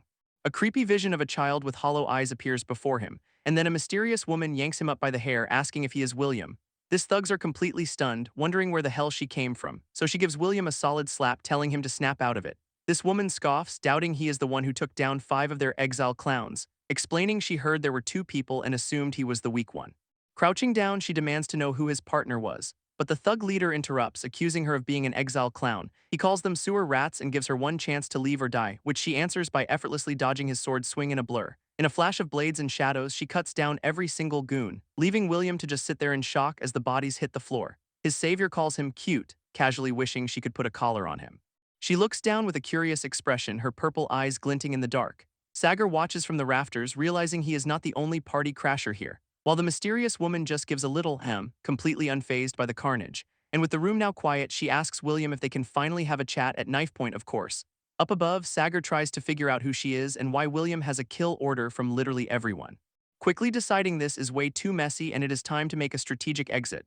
Down below, the woman gets real close, demanding to know who was with her young master, pressing a bloody blade to his throat and insisting he hurry up and tell her, or she will just take his head instead, simple as that. William flashes back to Happy, telling him not to risk his life for him again, because William was the first person to ever call him a friend. This memory of Happy's smile breaks him, tears streaming as the blade digs in. So he spills, explaining Happy is just a former arena slave to protect him. From his hiding spot, Sagar overhears that the kid now lives on a farm. And speak of the devil, Happy is blissfully unaware, deciding to quit bounty hunting for good. He has even made a little straw doll as a gift for his best buddy William. Oh, this hurts. Back in the warehouse, the woman drops a bomb. She only spared him because he was too weak to matter, unlike his family. William's entire world just shatters with that one sentence, as she casually explains their policy is to wipe out the entire bloodline for revenge. Then she twists the knife, revealing her boss is probably at his house right now. Asterisk. At the farm, the family looks up, hearing a noise at the door, completely unaware of the danger. His savior gives him a condescending good work and announces she is off to meet Happy. But a new man appears in the doorway and William desperately begs him to wait. This terror in his eyes is palpable as his entire world falls apart. A memory of Happy surfaces, calling him a good person who truly cares, followed by another of Happy laughing about cheating death. The timing is just cruel. William's thoughts drift to the family that saved his life. This very people who always protected him now completely exposed. With that realization, his fist clenches in pure agonizing regret, a stark contrast to his own pathetic state on the floor. He finally breaks, telling the woman to just kill him and end it, blaming his own weakness for letting things get this far. Now he is the lone survivor who could not protect a single person, and he collapses, realizing his inaction cost him everything. Lying among the bodies, something inside him finally just snaps. As a single thought cuts through the despair, he has to change. He gets to his feet looking less like a man and more like a cornered beast, vowing to become anything if it means he can protect them. And with glowing eyes and a dark aura, William is reborn in the darkness. Outside, the trader is getting bored, complaining about the wait, terrible customer service. Peeking inside, he has absolutely no idea what he is about to walk into. William stands there looking like a straight-up demon. This traitor opens the door expecting to find a corpse, but instead gets launched backwards by a brutal strike. William steps out onto the landing, all cold menace, sending the traitor tumbling down the stairs in a heap. Lying on the ground, he is completely stunned by the turnaround, as a boot stomps down right next to his head. And the traitor's eyes go wide with absolute terror. Now on his knees, he is finally realizing he is about to die. He starts licking William's boot, begging to be a dog. The irony is delicious. William just looks down, bruised and cold, telling him to get lost. He punctuates the command with a solid kick to the ribs, leaving the guy a whimpering mess on the ground. This traitor looks up, confused why he is even still alive, just as his dad shows up asking how the job is going. This new noble approaches William, completely clueless, and gets the exact same warning, "Do not block my way." This father is just floored by the sheer disrespect, his expression shifting from shock to pure outrage, but his feet stay planted, clearly not taking the hint. This traitor cries out to his father, who has just arrived to see the mess, and William just lets out a cold, bitter laugh at the whole pathetic scene. He is thinking how much he hates this world where people only bow to a sword. Realizing too late that he needed to hold both a pen and a blade to be heard. This new path he has chosen is one of blood, not salvation. Meanwhile, back at the farm, the family opens their door to a visitor, and it is Happy here to see his best friend, completely unaware of the danger. Inside the quiet farmhouse, the mood is light and peaceful, as the foster mom laughs, saying she never bought the whole bounty hunter story anyway. His foster dad just praises him for being such a reliable friend. This little sister pouts, complaining that William spends all his time with Happy now, so Happy makes a huge announcement: he is quitting bounty hunting for good. This news makes the little girl absolutely ecstatic, and she says she might even reconsider her opinion of him now. What an honor. This mom agrees it is a good decision, since that line of work is way too dangerous. Then the dad chimes in, assuming Happy must be some noble kid who excels at everything, but Happy just cheerfully corrects him. "Nah, I am a slave." This brings the entire conversation to a screeching, awkward halt. This dad tries to laugh it off, saying a slave could not possibly attend their university, and Happy explains that he does not. William was just helping him because he cannot read. This foster mom's face falls, the happy dinner officially over. And the dad just repeats the word slave like it is poison. He then goes on a full-blown classist rant, even insulting William's family in the process. So now the whole table is just sitting in the most awkward silence imaginable. With that, the dad tells Happy to get lost and never see William again, and Happy just takes it, looking absolutely gutted. His wife tries to defend Happy, reminding him that he helped their son. But the dad cuts her off, saying that only applies between people, not this. He ends his little lecture by declaring a slave is just a slave, full stop. Just then, the little sister hears a knock at the door. She gets up, thinking her brother is finally home, peeking around the corner to ask who is there, all innocent. And a shadowy visitor asks if William is inside. This girl says no and asks who they are, still not sensing the danger. Then a single glowing green eye peeks through the door. Oh no, it is him. She screams for her mom as she is snatched from the doorway. While outside, the young master reveals the plan: use the family to lure William out. His orders are simple: kill the parents and leave a bloody message. A message telling William to find his sister's body in the sewers. And the little girl just cries, completely helpless, as she is dragged away. This little girl screams for her mom as she is dragged out into the rain. And inside, the family's peaceful dinner comes to a horrifying end. This foster mom immediately sprints for the door in a panic, while her husband is just frozen in absolute shock. But Happy just sits there with this absolutely chilling grin. This dad grabs his wife, trying to hold her back from rushing out, as the kidnapper promises to kill them quickly before dealing with Happy. This poor father is completely losing it, absolutely terrified for his family. Glancing back at Happy, who is finally getting to his feet, with that same awful smile plastered on his face, and the dad connects the dots, screaming that this is all Happy's doing. Happy's response is to just pick up a bowl of stew. He then hurls the hot liquid right at the kidnapper's face. This guy is totally stunned by the sudden soup attack, so the dad yells for Happy to protect his wife first. This kidnapper is now completely baffled, wondering if Happy is actually William, because he remembers the little girl swearing her brother was out, and his boss warning him about a second person being a variable. This dad's desperate plea to protect his wife echoes in his mind, leading the attacker to conclude this kid cannot be William. This kidnapper now thinks Happy must be the variable he was warned about, and he finally asks if Happy's the one who has been hunting them down. Happy just gives him a creepy smile and dodges a sword to the shoulder. So the attacker lunges forward, screaming at him to stay put, but Happy ducks under the swing with impossible speed, then counters with a brutal kick right to the jaw. Before the guy can even recover, Happy's already got him by the chin, and he follows up with a heavy punch to the back. This kidnapper finally gets it. He is in way over his head and needs to fight for real. He pulls a second blade, but Happy just sidesteps the surprise attack, leaving the attacker completely stunned that he saw it coming. It is like Happy can read his every move before he even makes it. This guy tries to psych himself up, thinking he can still win this, so he unleashes a wild flurry of slashes, deciding he has to go all out or he is absolutely dead. He puts everything into one final, desperate swing, and Happy just smiles, calling it a sword dance. This kidnapper has absolutely no idea what that means. Right before his sword just shatters in his hand, and he is left asking how Happy could possibly know his secret technique. Happy just grins, saying he knows someone who uses that style, but the kidnapper scoffs, ranting that he learned the real sword dance, not some copy. Then Happy casually mentions his teacher was the founder of the entire style, which leaves the attacker completely baffled, processing absolutely nothing. Happy launches into a full-on history lesson about his legendary master, explaining how some rich guy dragged the old man into the arena for sport. This kidnapper is just like, what are you even talking about right now? And yet he cannot shake the feeling that this insane story is actually true. So Happy just cuts him off, asking when he is gonna get back to fighting. This attacker absolutely snaps, screaming that he was the one attacking. He unleashes another flurry of slashes, promising a slow and painful death. And Happy's response to this is just a completely unbothered smile. He calmly tells the guy his training is incomplete, demonstrating with his hands, and the kidnapper's eyes go wide in disbelief. Because it is like looking in a mirror, Happy is copying his moves perfectly. Every single movement is identical, except Happy does not even need a sword. They are a perfect reflection, a total one-to-one copy in their stances, as the core of the technique is creating flowing curves at insane speeds.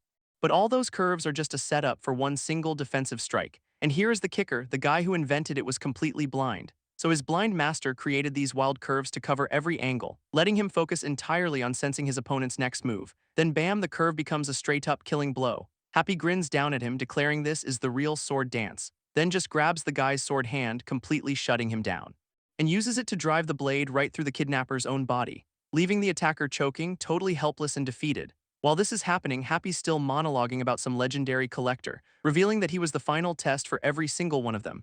This blow is absolutely devastating, ending the fight for good. And with the guy finally down, the parents are just staring in total shock. But the kidnapper is not quite dead yet, grabbing Happy's arm, spitting out his trump card. If he dies, the little girl dies too. This is the first the parents are hearing that their daughter Ellie is gone. Happy's creepy smile is back as he demands to be taken to the sewers immediately, hoisting the dying man up, ready to go on a little field trip, and ordering the guy to lead the way, who can only stammer out an okay. As Happy drags his new tour guide out the door, the parents just watch, and the dad is processing everything he just saw and said, finally managing to apologize for the misunderstanding. Yet, dude, you think. Happy turns to leave, dragging his new meat shield with him, and with that, they are off to the scenic city sewers. Our boy just casually strolls through the streets with his hostage, finally reaching the mossy, torchlit entrance to the bad guy's lair, where the kidnapper admits this was the plan all along. He then asks to see Happy's face before he dies, a classic villain request. Happy is more than happy to oblige with his signature nightmare fuel smile. Meanwhile, William finally shows up, asking where Happy went, and the dad is just completely shell-shocked by the whole ordeal, stuttering out an apology for the misunderstanding. Yeah, that is one word for it. Happy's inner monologue reveals he is doing all this for William, remembering how even his arena master called him a monster in the end. It is a grim memory of his brutal, lonely upbringing. His final moments spent being labeled as inhuman by the man who raised him, a little kid in a mask forced to be a killer. But William was the first person to see past that, treating him like a friend, and the farm family also treated him with kindness, a totally new experience. Since leaving the arena, he is finally starting to feel like a person. Back in the present, he tells the dad not to let his sister worry, then just walks off, promising to bring her back, leaving William stunned. William is absolutely losing it on the dad, screaming about why he did not stop Happy, because he just cannot process that Happy told him to trust him, and his mind is just rejecting the entire idea. Convinced this is not a fight, it is a suicide mission. He is picturing Happy getting executed in front of the entire exile clown gang, so he decides he has to go stop him no matter the cost, and bolts down the street, yelling for someone to report the clowns at the farm too. Meanwhile, the city guard is scrambling to deploy over a man with a sword, but their captain is just enjoying a nice chicken leg, completely unbothered. Then his subordinate reports the man is William, which just confuses him, especially when another report says William already killed some guys and went home. Suddenly, a guard rushes in with urgent news of a kidnapping by the exile clowns, and that name makes the captain drop his food in total shock. Because the kidnapped child is from William's family and William's headed for the sewers, this captain starts putting it all together, wondering why the clowns are being so bold, remembering that William's been making a name for himself hunting them down, and deduces they failed to kill him, so they are using his family as leverage. He is furious with himself, realizing he should have seen this coming. knowing there is a company-sized force of clowns in those sewers. As one of his men yells that he is heading for the farm to check on the others, this captain is already thinking ahead, wondering if this is a diversion, so he splits his forces, sending a man to the farm just in case. Three key players are in motion: the captain, a battered Happy, and a clown leader. Down in the sewers, Happy faces an army that asks if he is William. Our boy just gives them that signature, unsettling smile and calmly lies. Yes, I am William, a truly galaxy brain move. Then we cut to an epilogue starting with a single gloved hand. Elsewhere, a clown is absolutely booking it from a city guard, sprinting across an open street like his life depends on it. This guard just stands there, completely baffled by the sudden retreat. While running, the clown yells that he is going to raid the farm next, so the knight tells his subordinate to report the threat immediately. Back at the farm, everything seems quiet and peaceful for now. Where William's sister is busy preparing some herbs, she is thinking about making something to help Happy with his injuries, deciding on a mix that will help with pain and sleep. But her expression suddenly shifts, sensing something is wrong, because the clown from before has just barged right into her house. From the shadows, a new pair of sinister pink eyes watches them, and outside, another mysterious figure with a sword approaches the property.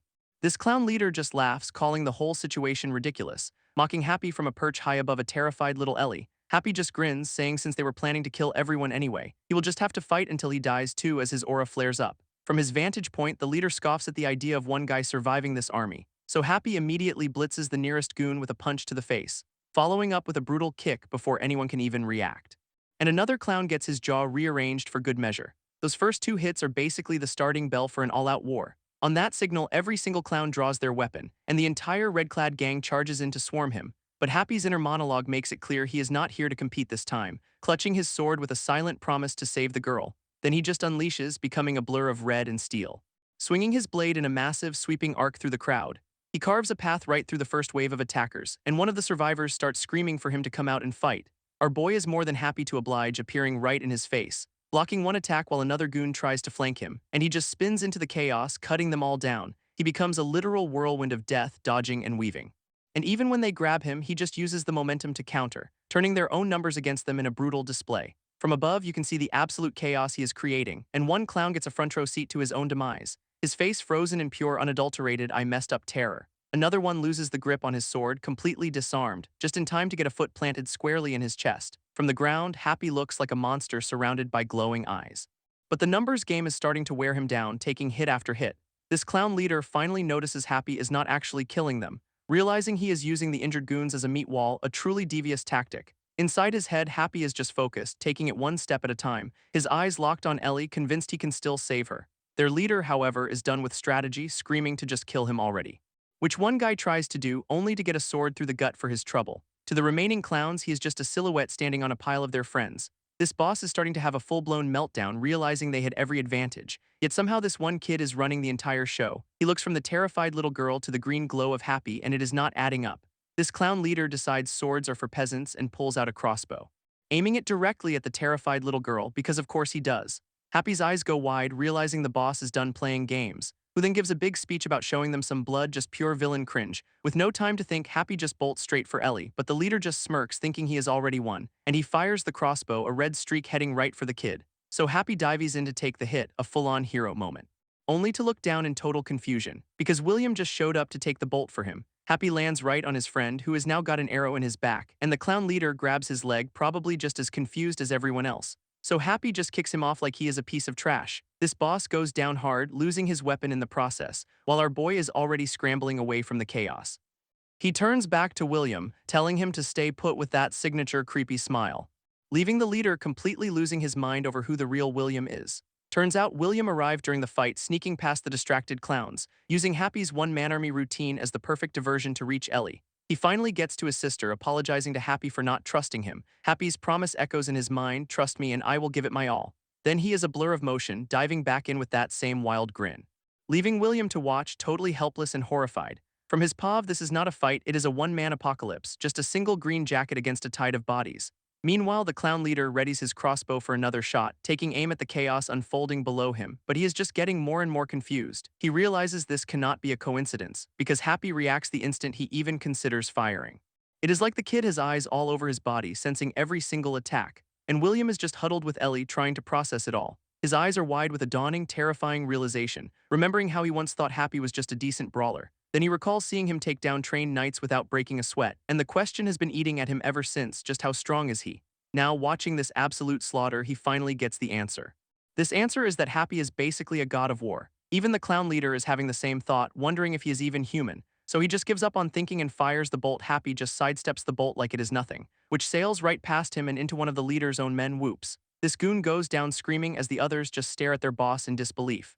Absolutely livid, the clown leader decides he is done with ranged weapons, ditching the crossbow to pull out a pair of swords instead. Because if you want something done right, you gotta do it yourself, I guess. He screams for everyone else to fall back, clearing the stage for a duel, then charges straight at Happy with everything he has got, his face just a mask of pure unadulterated rage. Their swords clash in a shower of golden sparks, but our boy Happy is just smiling through the whole thing. Of course he is. Both fighters are locked in, eyes narrowed in concentration, trading a rapid-fire series of blocks and parries, their duel becoming a whirlwind of motion and clanging steel. This clown leader starts his villain monologue screaming that he cannot die here, ranting about his grand revenge plans against the kingdom. His mind flashes back to his people being used as meat shields in a war, a painful memory filled with regret for what the clowns have become. But Happy's seen this a million times. It is just another day in the arena for him, realizing this leader is just another person fueled by a world that broke him. In his head, a memory surfaces of a man asking if he resents his parents, who just pats his head, gently telling him not to.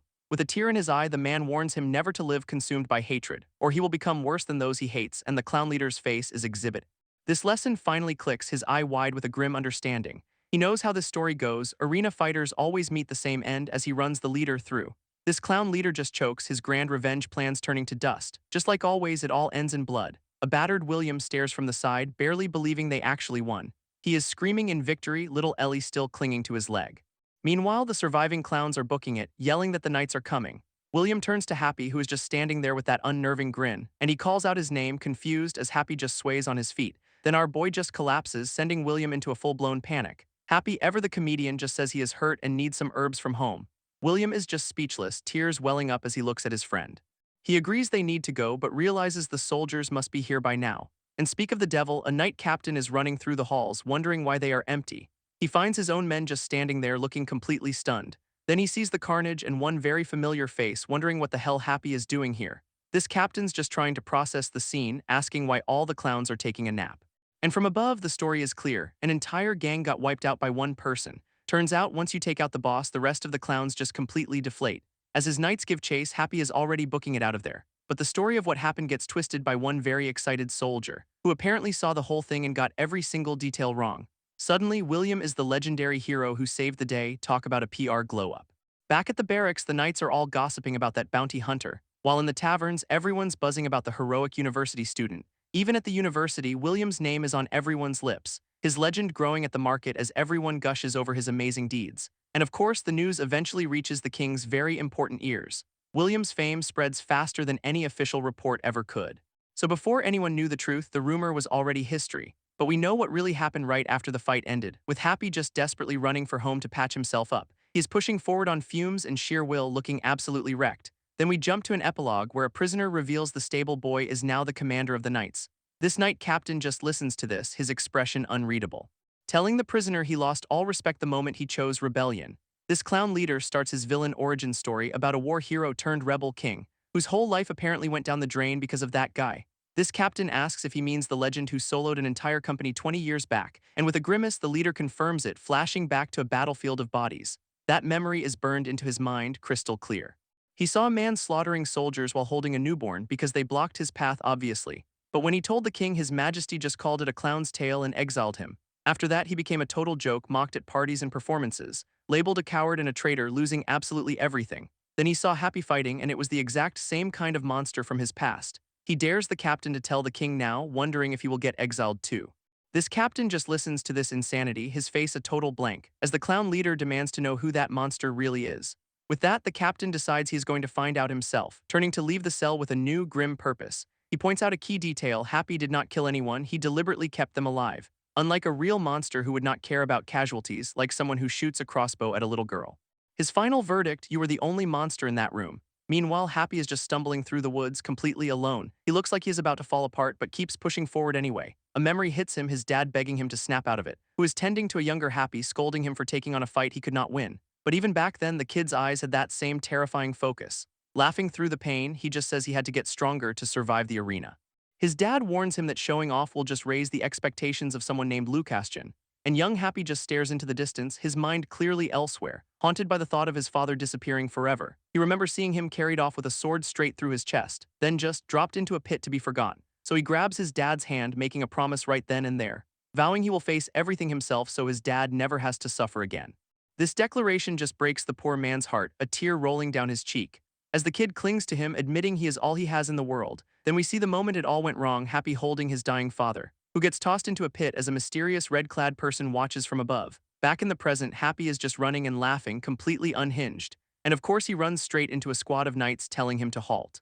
So he just grabs a wooden practice sword because why not? One knight gets instantly decked, totally baffled by the move. As the others scream to catch him, our boy is already making a break for it. Happy finally makes it home, crashing through the door looking like an absolute wreck. A blonde woman and an older couple just stare, completely shocked by the state he is in. But the knights are right on his tail and he screams for everyone to get away from him, immediately grabbing the woman to shield her from the soldiers. His face is pure feral rage, ready to tear them all apart right then and there. She just holds him close, trying to talk down the monster he has become. Thankfully, the knight captain arrives, ordering his men to stand down. Happy's hand is trembling right by her face, bloodied and veiny, as a single drop of his blood falls from his fingertips. A memory surfaces, a promise that his world will one day return to normal. This weight of it all finally hits, and a tear streams down his face, followed by another as the pain and exhaustion finally win. Still holding her, he reaches for the sky in a silent scream against the sunset. In his mind, a candle burns brightly, representing his fading will to live, and then the flame is snuffed out as he finally collapses. Back in reality, he is passed out and bandaged, the old couple telling him to rest now.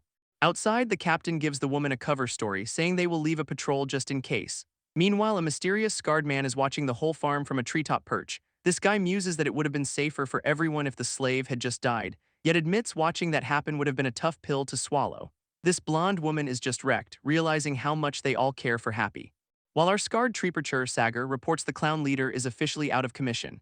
He is pretty beat up himself, wondering if they should just lay low for a bit. In the forest, it is dead quiet, just a cricket chirping, and a very judgmental-looking owl staring directly into your soul. A rustle in the leaves suddenly breaks the silence, and Sagar's eyes snap open, realizing he is not alone.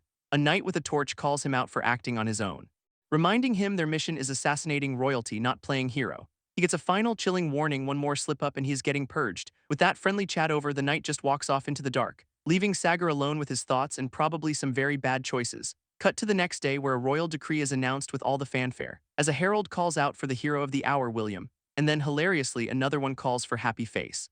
Both of them are summoned to appear before the king, a huge deal for Happy's family. They get a fancy carriage ride with the whole town buzzing about the slave who is rising up. Inside the castle, William gets a full makeover while Happy just waits patiently. An official fusses over William's new clothes, making sure he looks the part, then drops the bombshell: William is about to be knighted by the king himself.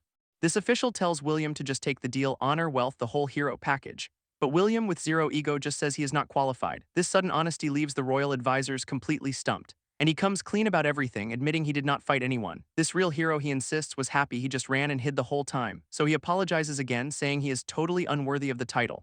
This advisor just kind of processes this for a hot second, then reveals the king already knows the whole inconvenient truth. Turns out knighting an illiterate slave is bad PR and would tick off the nobles. So the kingdom needs a perfect hero narrative, and William's story is just too good to pass up. Naturally, this whole political maneuver is top secret, so he is warned not to talk. Left alone with his thoughts, William looks absolutely miserable about the lie. Outside, the knighting ceremony goes off without a hitch, praising his great deeds. An entire army of knights watches on, none of them questioning the official story. This crowd goes absolutely nuts, chanting for their new hero, William. Then the king makes his next decree: Happy will serve as William's apprentice. Our boy Happy kneels before the king, who expects great things from him. Back inside, the castle maids are already crushing on the handsome new knight, while William finds Happy and apologizes for dragging him into this mess. But Happy, with a massive grin, says William's presence is what saved everyone. William admits he is totally clueless about the world, unlike Happy, who apparently knew bandits were a thing. William just thought night travel was scenic. When his sister got kidnapped, his big plan was just to run away. But Happy flips it, saying William's choices are what saved everyone in the end. In fact, he calls William one of the strongest people he has ever met. Because his strength is not physical, it is making tough calls without hesitation. Our boy is just beaming, saying they should both live without losing who they are. This genuine praise just completely floors William, as Happy declares with total certainty that they will become true friends. Hearing this, William clenches his fist, making a silent vow, telling Happy he is done being a fake and wants to become genuinely strong. So he asks Happy to teach him how to fight for real. And Happy's eyes just go wide at the sudden, serious request. Then he breaks into a huge grin, promising to teach him everything he knows. With their new pact sealed, they head off to visit the knights. Of course, their arrival at the training grounds is met with immediate hostility, as one knight is absolutely losing his mind that a former slave is now his equal. He makes a huge scene, throwing his wooden sword right at Happy's feet, which clatters on the stone floor as a clear challenge. Then he points right at Happy, calling him trash and promising to prove he is unqualified.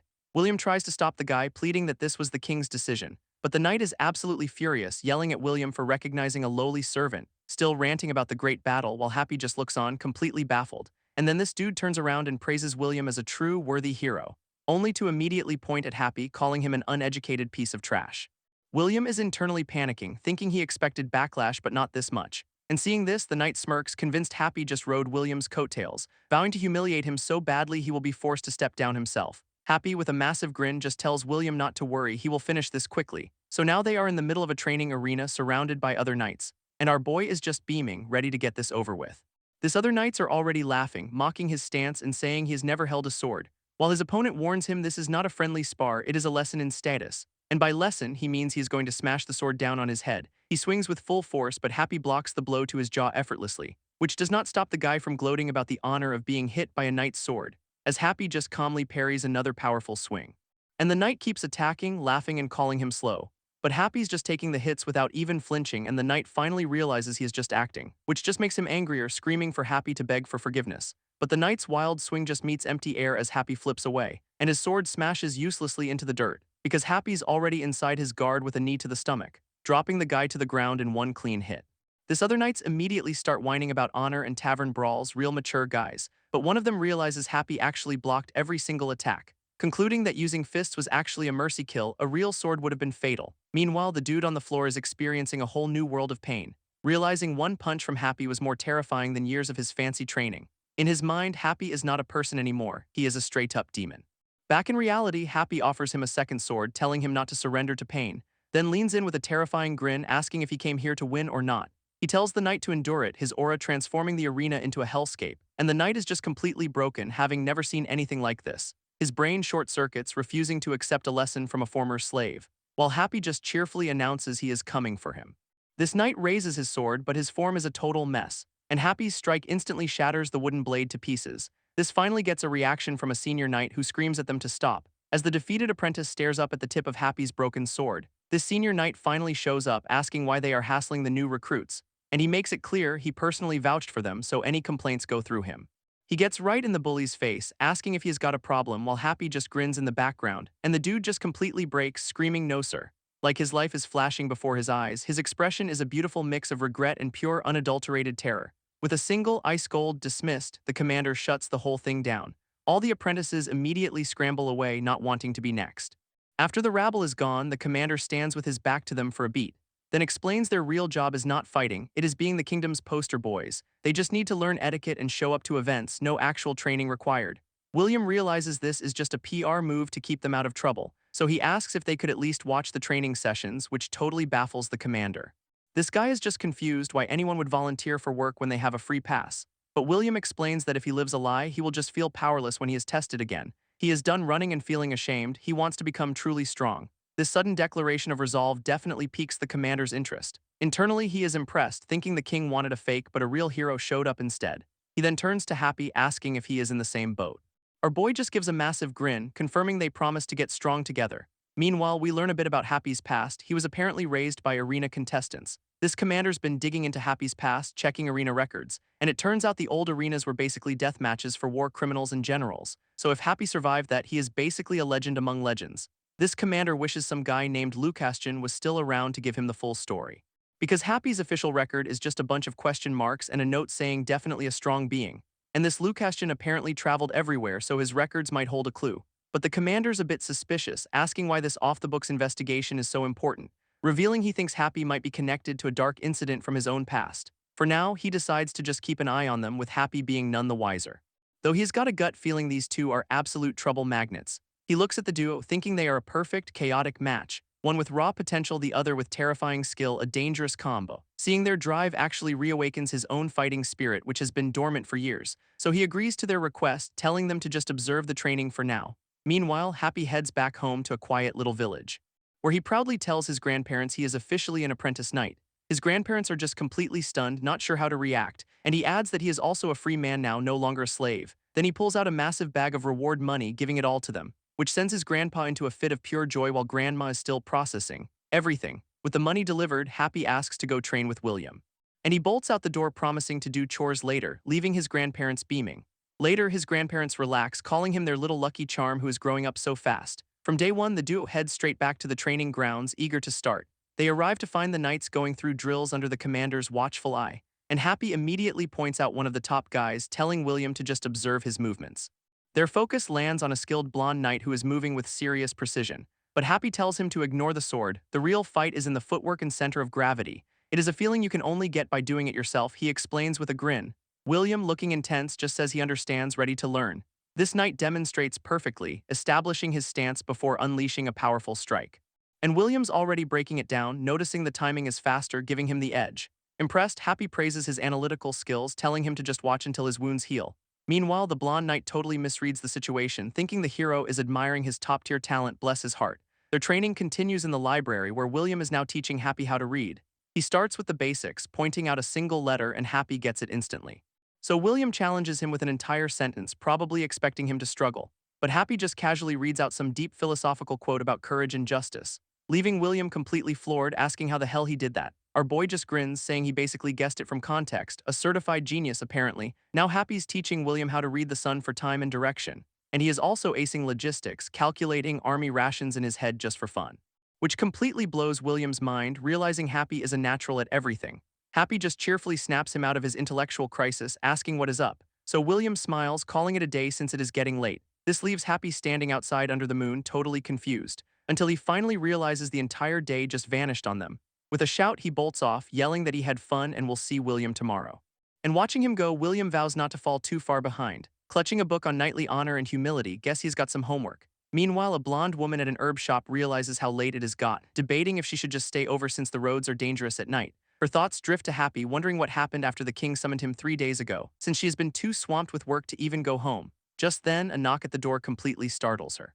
And heading over, she yells that the shop is closed for the night, but a cheerful voice from the other side just says, "That is me, Tilda." It is Happy, of course, grinning like an idiot and here to take her home.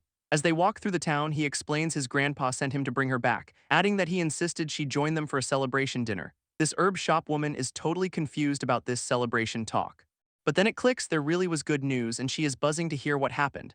Happy just beams, dropping the bombshell that the king made him a free citizen and a knight apprentice. And her mind is completely blown by his zero-to-hero promotion, realizing why grandpa was so urgent.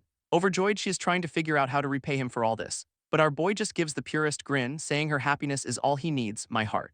She plays along, guessing his grandma must have been thrilled too. And he confirms grandma was over the moon, promising only good things from here on out. His smile gets a little softer, a little more thoughtful. Then he tells Winnie not to push herself anymore because he will protect her now. This promise just stops her in her tracks, completely speechless. As he leads the way, the air between them is suddenly charged with emotion. And she reaches out, placing a hand on his back in a quiet, supportive gesture. Happy turns, surprised, as she leans her head against him, and she thanks him, admitting this is the first time she's ever felt hope for her own life. That confession hits him hard, his eyes widening as he takes it all in. Changing the subject, he asks if she is taking her medicine, and she says she is feeling better. And the mood lightens as they walk under the starry sky, both feeling a sense of relief. They arrive to find Grandpa already celebrating by a bonfire, waving them over. Winnie just stares, clearly not expecting a full-blown party. Winnie's completely baffled. Grandpa threw a full-on festival at their farm. William even shows up, calling out the old man for going a little asterisk overboard. His friend is there too, shaking Happy's hand and congratulating him on the new gig. Still reeling, Winnie asks just how many people he invited to this family dinner. Turns out he invited the entire town, butchers, blacksmiths, literally everyone. She asks where he got the cash, and he proudly admits he spent all the reward money.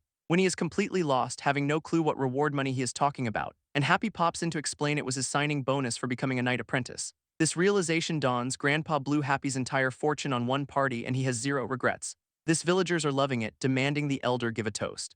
And Grandpa, drunk on pure happiness, just lets out a triumphant laugh. He raises his mug, making a grand toast to Happy, the future kingdom knight. Our boy is just soaking it all in, clapping along with a huge grin. While everyone congratulates him, Winnie watches from the sidelines, looking concerned. Grandpa calls her over, but she is clearly not feeling the festive vibe. He gets serious, explaining that even though Happy's free, his past as a slave will not just disappear. That label will follow him, and plenty of people will always look down on him for it. So this party is a statement, a public declaration that anyone who messes with Happy messes with their family. Happy showed them his loyalty, so this is them showing the whole world theirs. It finally clicks for Winnie, who just wishes he'd explained his 4D chess move from the start. Grandpa explains the party is to teach Happy what it means to truly live with a family. And it is working perfectly. Our boy is in the center of it all, absolutely beaming, which has Winnie watching with the softest, most understanding smile. Just then, William's voice cuts through the noise, calling out to Happy, who immediately lights up trying to drag his friend over to the food, but William stops him looking serious with the guy Happy saved standing right behind him. And that guy steps forward, ready to finally clear the air. He gives a deep, formal bow, apologizing for his past rudeness and admitting how foolish he was. Happy's a little surprised by the sudden, heartfelt apology, but he just grins and offers a handshake, saying it is all good and he never hated him. This guy's family watches on, visibly relieved to see the tension finally break. Then his little girl steps up with a handmade gift, thanking Happy for saving her life.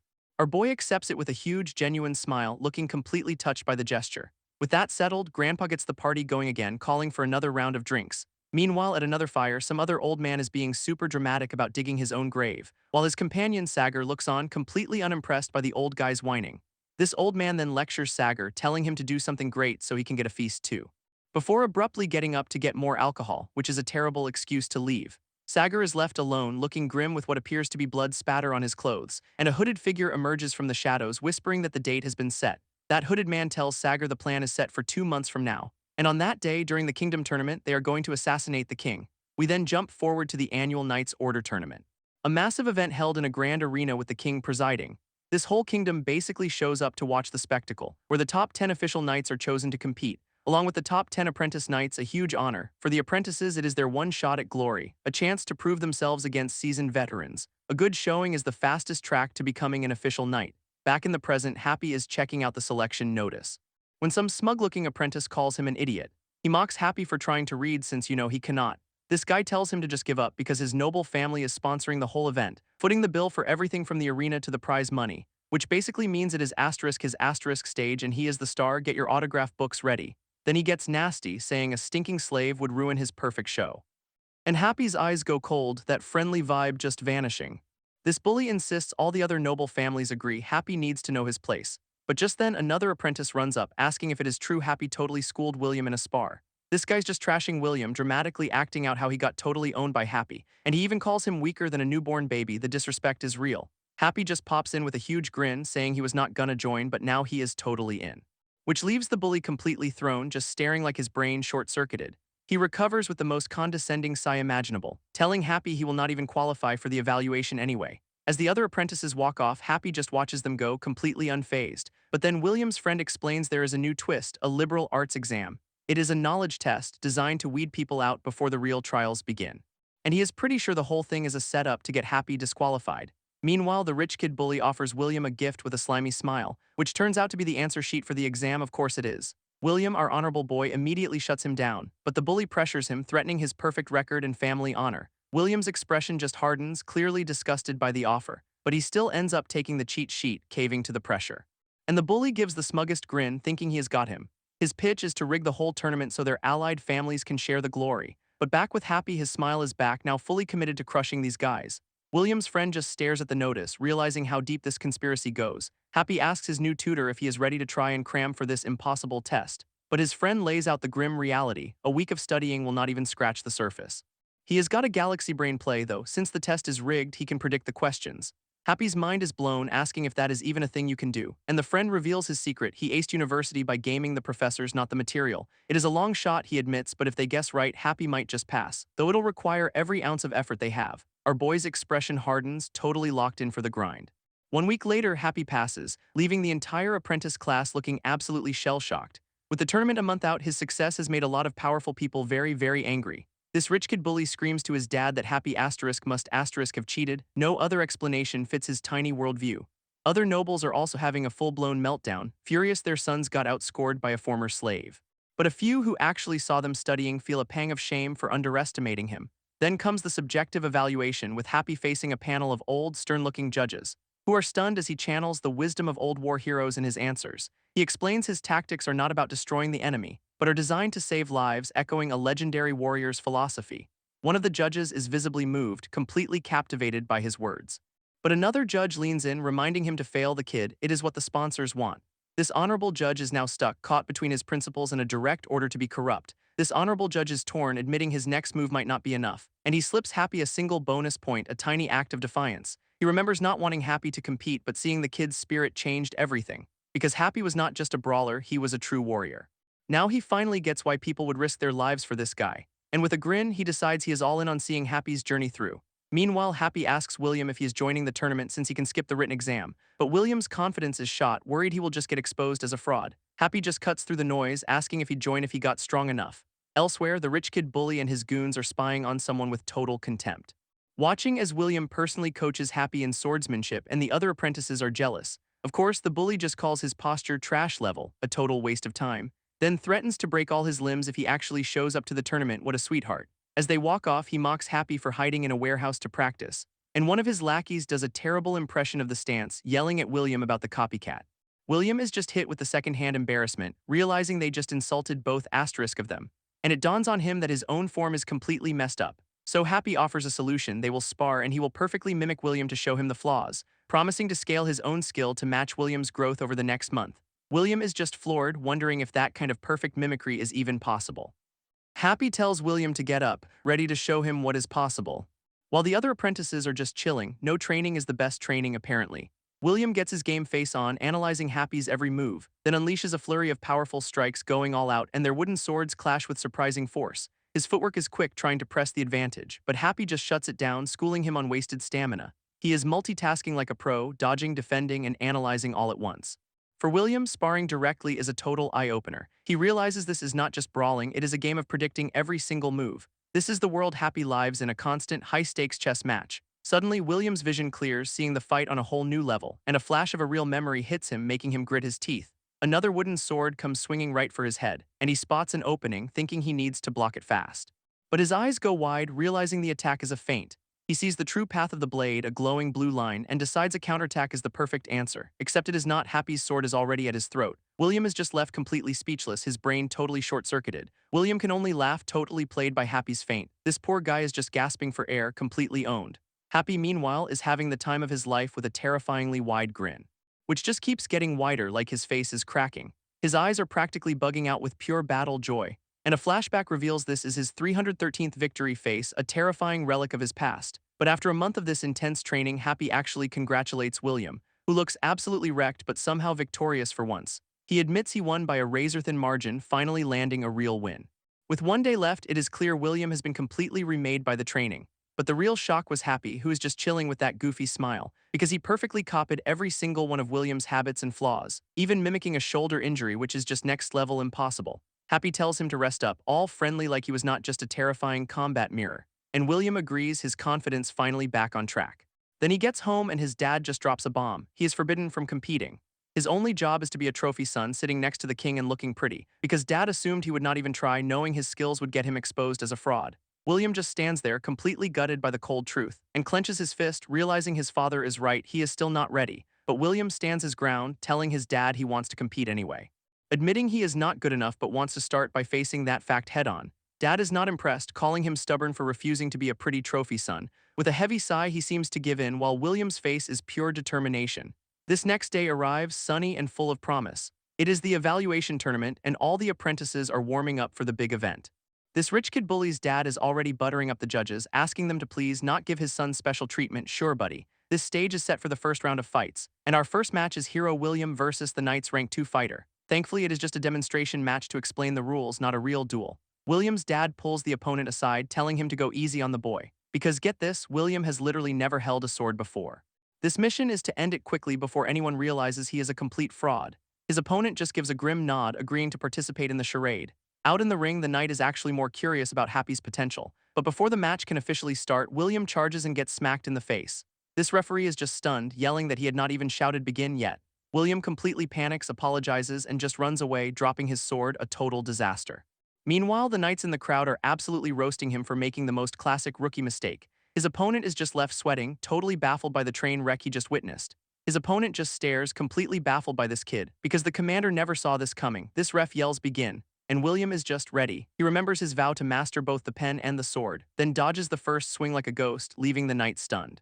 His movements are suddenly fluid, almost like a dance across the dirt. And in the crowd, only Happy knows what is up, smiling like a proud parent. See, the more Happy copied William's every move in training, This more he accidentally forged a unique and perfect style for his friend. Our boy just looks on, admiring what he helped create, admitting with that terrifying grin that William's growth was almost too much to keep up with.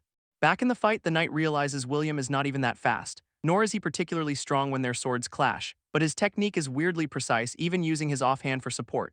This kid's judgment is just off the charts with brutally efficient counters, and he lands a clean, decisive blow right on the knight's head. From his opponent's view, William is making pro-level decisions every single second. It looks like basic swordplay at first glance. But then he just bites down, fighting with the ferocity of a seasoned pro.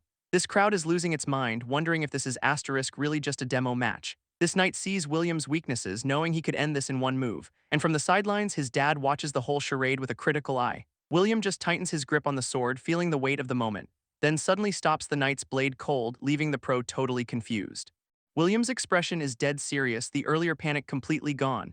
He knows the guy is holding back a little deal cooked up with his dad, but that is an insult. He wants a real fight, not a pity party. So with a roar, he decides to force the issue himself, and his opponent just raises a hand and forfeits on the spot.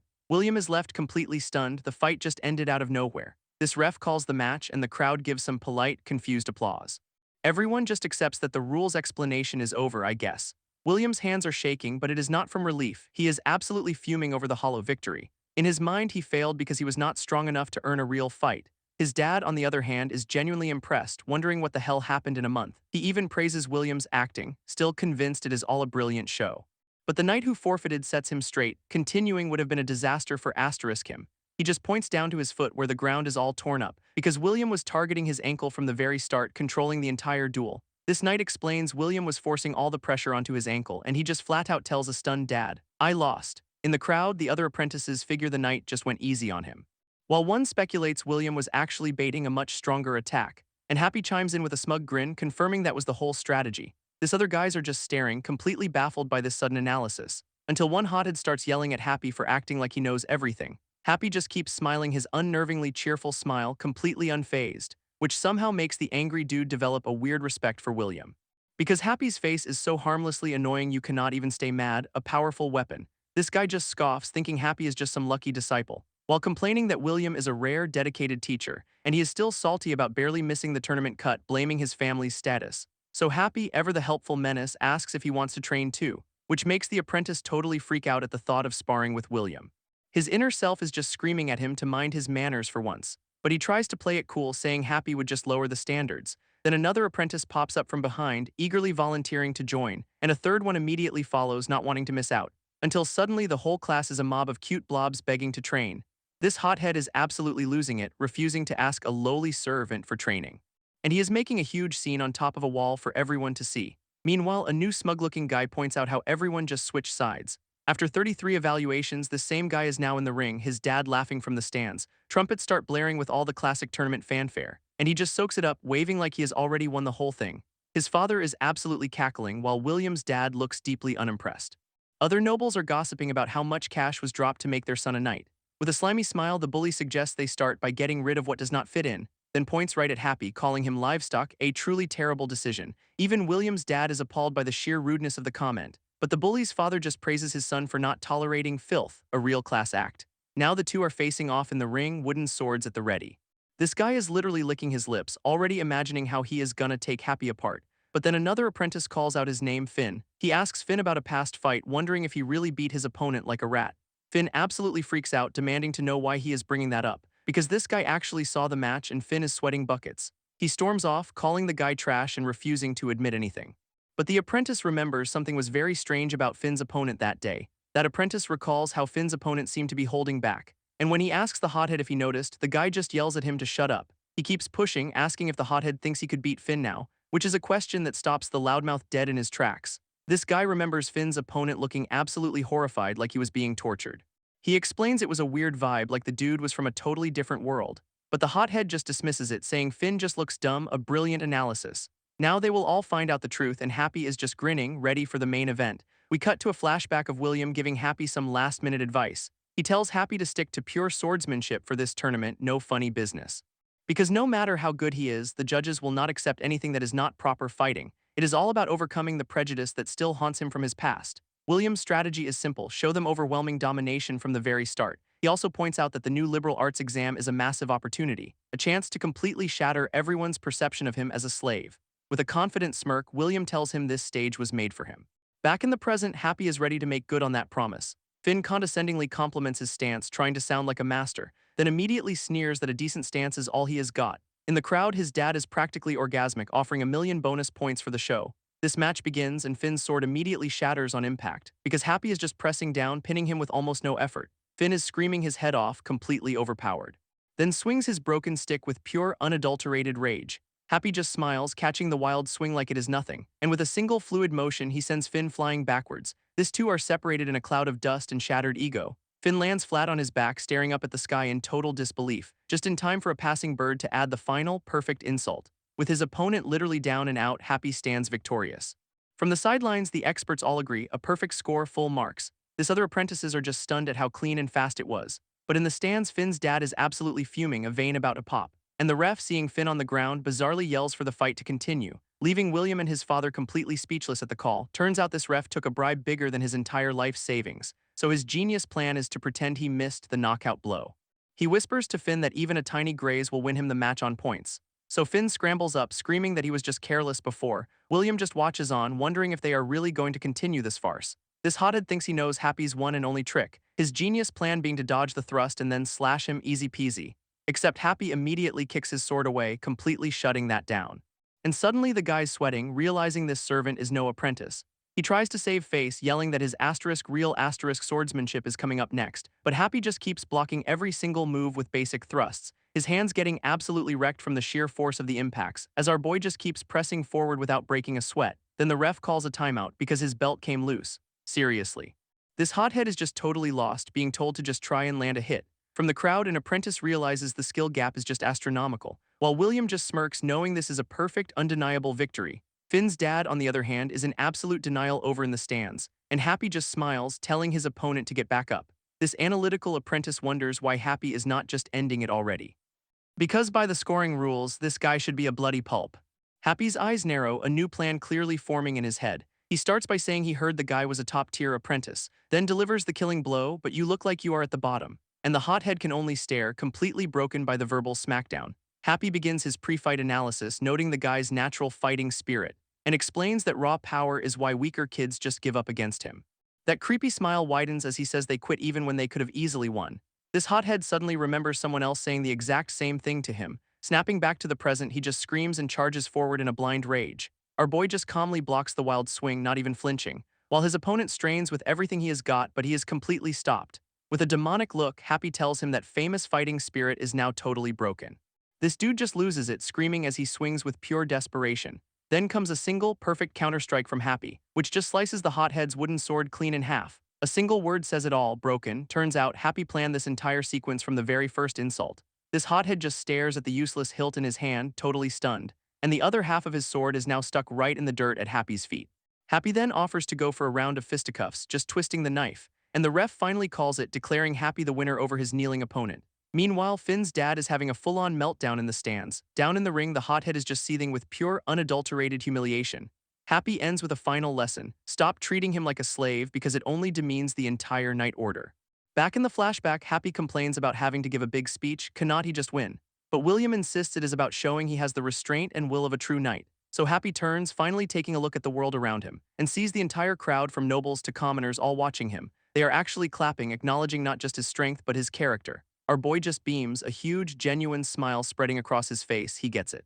From the sidelines, William gives him a proud thumbs up, the plan a total success. But then some guy in the crowd immediately screams for the next duel to start. Happy just looks over, a little confused by the sudden demand. A new blonde challenger steps forward, saying he wants to fight Happy since his opponent bylaid. Meanwhile, one of the head knights is just fuming, thinking this whole tournament is a circus. He is mentally listing the disasters, starting with the host who cursed everyone out and left. Then you have got the bribed judges who were not exactly subtle about it, and now apprentices are just shouting challenges, completely ignoring rank and order. This guy is just wondering if everyone has collectively lost their minds. He is so fed up he wants to scrap the entire system and start over with basic education. But he knows everyone else wants to see this as Happy faces his new opponent.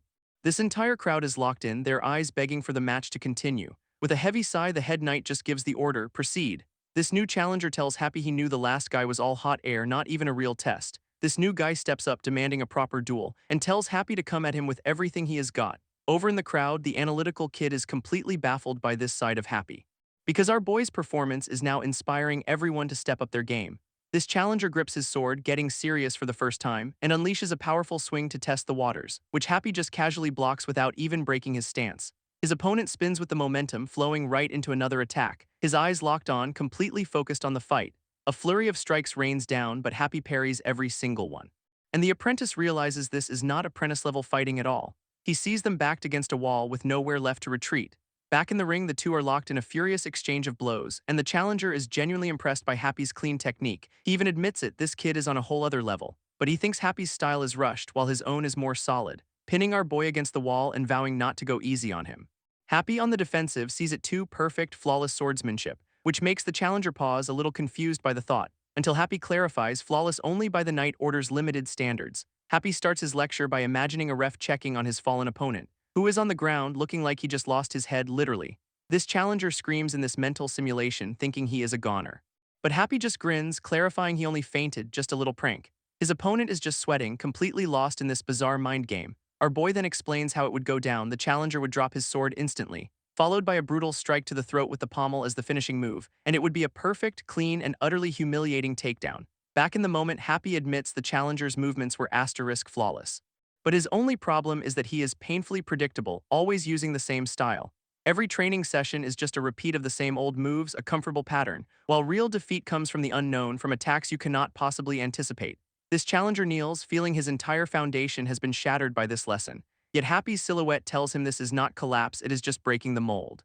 He is told to look at the bigger picture, and he just stares up, totally confused, seeing a vision of a massive, brutal battlefield stretching into the distance. Sometime later, Happy apologizes to William for not following the original plan. But William has good news, he has already found some new sparring partners for him. Turns out his performance has earned him a whole fan club of admirers, and a formal document confirms it. Happy is officially in the tournament. William officially signs the tournament papers with a determined grin, while Happy just looks on, totally unfazed by the whole thing, and gives a little smirk, already knowing this is in the bag. News of his entry spreads, with an old woman planning to buy him meat to celebrate, and elsewhere a little girl picks out her cheering outfit, but her dad's confused, until she clarifies she is rooting for asterisk brother Happy asterisk, getting the whole family on board. But in a quiet graveyard, a new face wraps his hands, preparing for a different kind of event. His hand wraps are actually a secret message, an assassination order for the big day. Just then, an old gravedigger pops up asking what he is looking at, nearly blowing his cover, and the assassin plays it cool, saying it is just some scrap cloth from work. He tries to change the subject, asking his master what is up, but the old man just mumbles that it is nothing much. Then suddenly grabs him, holding out a creepy spider-like amulet. He says it is a charm to protect him from the dead since he is around them so much, calling it a reward for all his hard work, which is one way to put it. This assassin accepts, thinking it is just what he needs for his real job, but the old man says what he actually needs is a salary, so get back to digging. Meanwhile, in a foggy forest, a knight in full armor retrieves a scroll from a dead drop. His glowing red eyes narrowing as someone shouts for him, and a younger squire runs past, screaming about an assassin attack to create a diversion. This red-eyed knight just stands there, completely unimpressed by the fake panic, while his squire screams at him to get a move on, really selling the performance. But the knight does not even budge as the kid runs past a conveniently placed body. Through the helmet, those glowing red eyes just stare, processing the whole charade. Elsewhere, a new assassin finishes off some guards, talking about fallen clowns. Her mission is simple and not at all subtle. She's going to kill the king. We flash back 50 days to see how this whole mess started with a key defeat, and the boss of the exile clowns gets thrown in a dungeon right after. In a torture chamber, a different knight interrogates the chained-up leader, demanding to know who threw a royal into the fighting pits. This prisoner, Lucastian, spits out a name before the knight chokes him, and then gets a brutal beatdown for his trouble. This knight reveals the real culprit was not even a noble, so some poor sap was forced to confess and take the fall, closing the case. But he tells Lucastian that we are still hunting the true mastermind. Lucastian scoffs, asking who we are to defy the king's official ruling. For that, he gets his face grabbed in a death grip. As the knight confirms he is not part of the official order, he is something else. Turns out his group was also planning to kill the royals, but Lucastian's crew jumped the gun. Their premature attack put the whole city on lockdown, nearly exposing the knight's secret faction. This knight admits they only avoided exposure by planting a random royal corpse to misdirect the probe, and he is worried one more screw-up will completely derail their own assassination plan. Lucastian, still chained up, realizes the whole kingdom is just crawling with rival assassins, concluding the place was already rotting from the inside with or without him. So the knight offers him a deal, tell them who asterisk really hunted the royal and they will give him glory, which makes the battered prisoner pause for a long moment, before he finally spits out a name, Kalina. He explains she was not even a real member, just some outsider who showed up wanting to kill the king. In a flashback, she casually asks to join their little coup, basically submitting her resume for regicide. They gave her intel on the castle and she immediately snatched a royal zero hesitation. This woman dragged him through the sewers, shaved his head, and sold him to the fighting arena, where his desperate cries of being royalty are completely ignored as he is shoved into a pit. Kalina, meanwhile, just sits in the crowd enjoying an apple, watching the chaos unfold. Back in the dungeon, the knight tries to figure out her motive. Is it revenge, a contract, or something else? But Lucastian admits she never told them a single thing about her past. Her philosophy was simple: you do not need a reason to kill a pig when you are hungry. We then cut to her in a forest, staring down that very same night. He tells her they should have tracked her down sooner before she could cause more trouble. But she just looks at him blankly, asking if she is supposed to know who he is. This woman is genuinely confused, not a single flicker of recognition in her eyes. This knight pulls out some kind of weird curved dagger and flings it right at Kalina with a flashy spin, who just casually bats it out of the air with her own sword. She looks at the broken pieces, realizing that is not standard issue gear, which means this guy is definitely not a real knight. From his other sleeve, he whips out a freaking chain weapon, lashing out in a flurry that she barely dodges, confirming her suspicions. Kalina decides she has had enough of the mystery and wants to see the face under that helmet, a threat that actually seems to catch the knight off guard for a second. In a flash, his helmet is off and his weapon is gone, leaving Kalina to mock his totally bewildered expression. He asks if self-harm is her hobby, which is a wild thing to say with a face that looks like a cracked sidewalk. With a knife to his throat, she asks him the same question. He is no knight, is he? She reveals she is from a group with the same goal, and he is stunned there is another faction hunting royals. This guy warns her that her loud, messy style is going to ruin it for everyone by tightening security. Kalina just smirks, basically asking if his professional crew can even get the job done. He insists their plan to kill the king is already in motion, so long as she does not screw it up. But she is not exactly sold, finding him a little hard to trust. So she offers a deal: let her in on the plot and she will play nice until go time. Her old ship is sinking, she says, so it is time to board a new one. Zero loyalty, all business. This cracked-faced knight says her fate is up to their cult leader, and Kalina's just like, cult, seriously. Suddenly she is in some creepy, torchlit dungeon with a hand forcing her eyes open, where a man with a very serene, very punchable face tells her he accepts her, which is never a good sign. He places a hand on her neck in a gesture that is somehow both gentle and threatening, and with a simple command he just tells her to go, sending her off to become a true servant for his son. Kalina's completely thrown, wondering who this son even is. And we cut to a graveyard where some guy named Sagar is taking a drink break, until Kalina pops up behind him, revealing he is the son, which makes him spit take his drink everywhere. She leans in with a smirk, saying she will be sticking around for the tournament, much to his horror. This countdown begins, only 3 days left until the big event. Meanwhile, in a fancy room, a bunch of nobles are having a secret meeting, panicking that the upcoming ceremony is going to be a total disaster. One guy is absolutely losing it over commoners and slaves joining the tournament, calling it an insult. But another points out William is different, a scholar backed by the church. Plus, he is the hero who took down the exile clowns, making his family basically royalty now. Then one shady-looking noble drops a bomb. What if it is all a lie? He proposes a little conspiracy to completely crush William if his story is fake, and the other nobles are just stunned, unable to process the idea. Sputtering about all of William's great achievements, totally rattled. This noble is absolutely losing it, screaming about how a slave did all the work. But the shady one just calmly asks if he is asterisk sure he wants to make that claim. And the first guy doubles down, saying his son knows the whole story. This room connects the dots. The slave is happy, the arena champion. A flashback shows how the truth started leaking, with a guy getting beaten senseless. And the nobles question how someone so weak suddenly wiped out the exile clowns.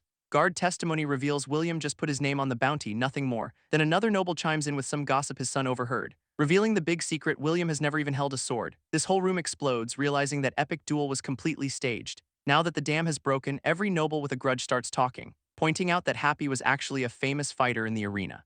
But anyone who knew him shut up after that royal death incident to stay safe. This lead conspirator decides their real target is the fake hero William, but the others are hesitant since attacking a new knight is basically treason. So he lays out his genius plan: a fake kidnapping on tournament day. They will hire some guys to pose as clowns, take a noble hostage, and demand a duel. And then the whole crowd will cheer William on to save the day again, putting him in a no-win situation where he is either a coward or a corpse. With the plan laid out, the other nobles are all in, ready to ruin this kid's life. In a much simpler time, Happy and a little girl are having a blast in a field, and our boy gives a tree a good whack to shake some chestnuts loose, sending down a whole shower of spiky goodness. So the two of them happily start gathering up their haul. Next step, tossing them right into a fire to roast.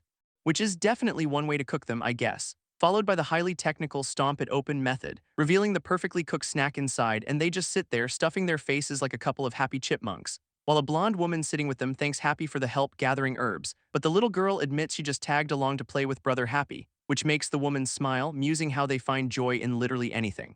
To prove her point, they are now celebrating a rain of leaves, zero shame, all fun, until some guy shows up to take little Ellie home for the day. With the kid gone, the blonde woman decides she will head back as well. And as she leaves, Ellie promises to dress up and cheer for him at the tournament tomorrow. Leaving just Happy and the blonde woman by the fire, the mood gets a little more serious. So she asks how he is feeling about the big day, and he is just glad his friends will be there.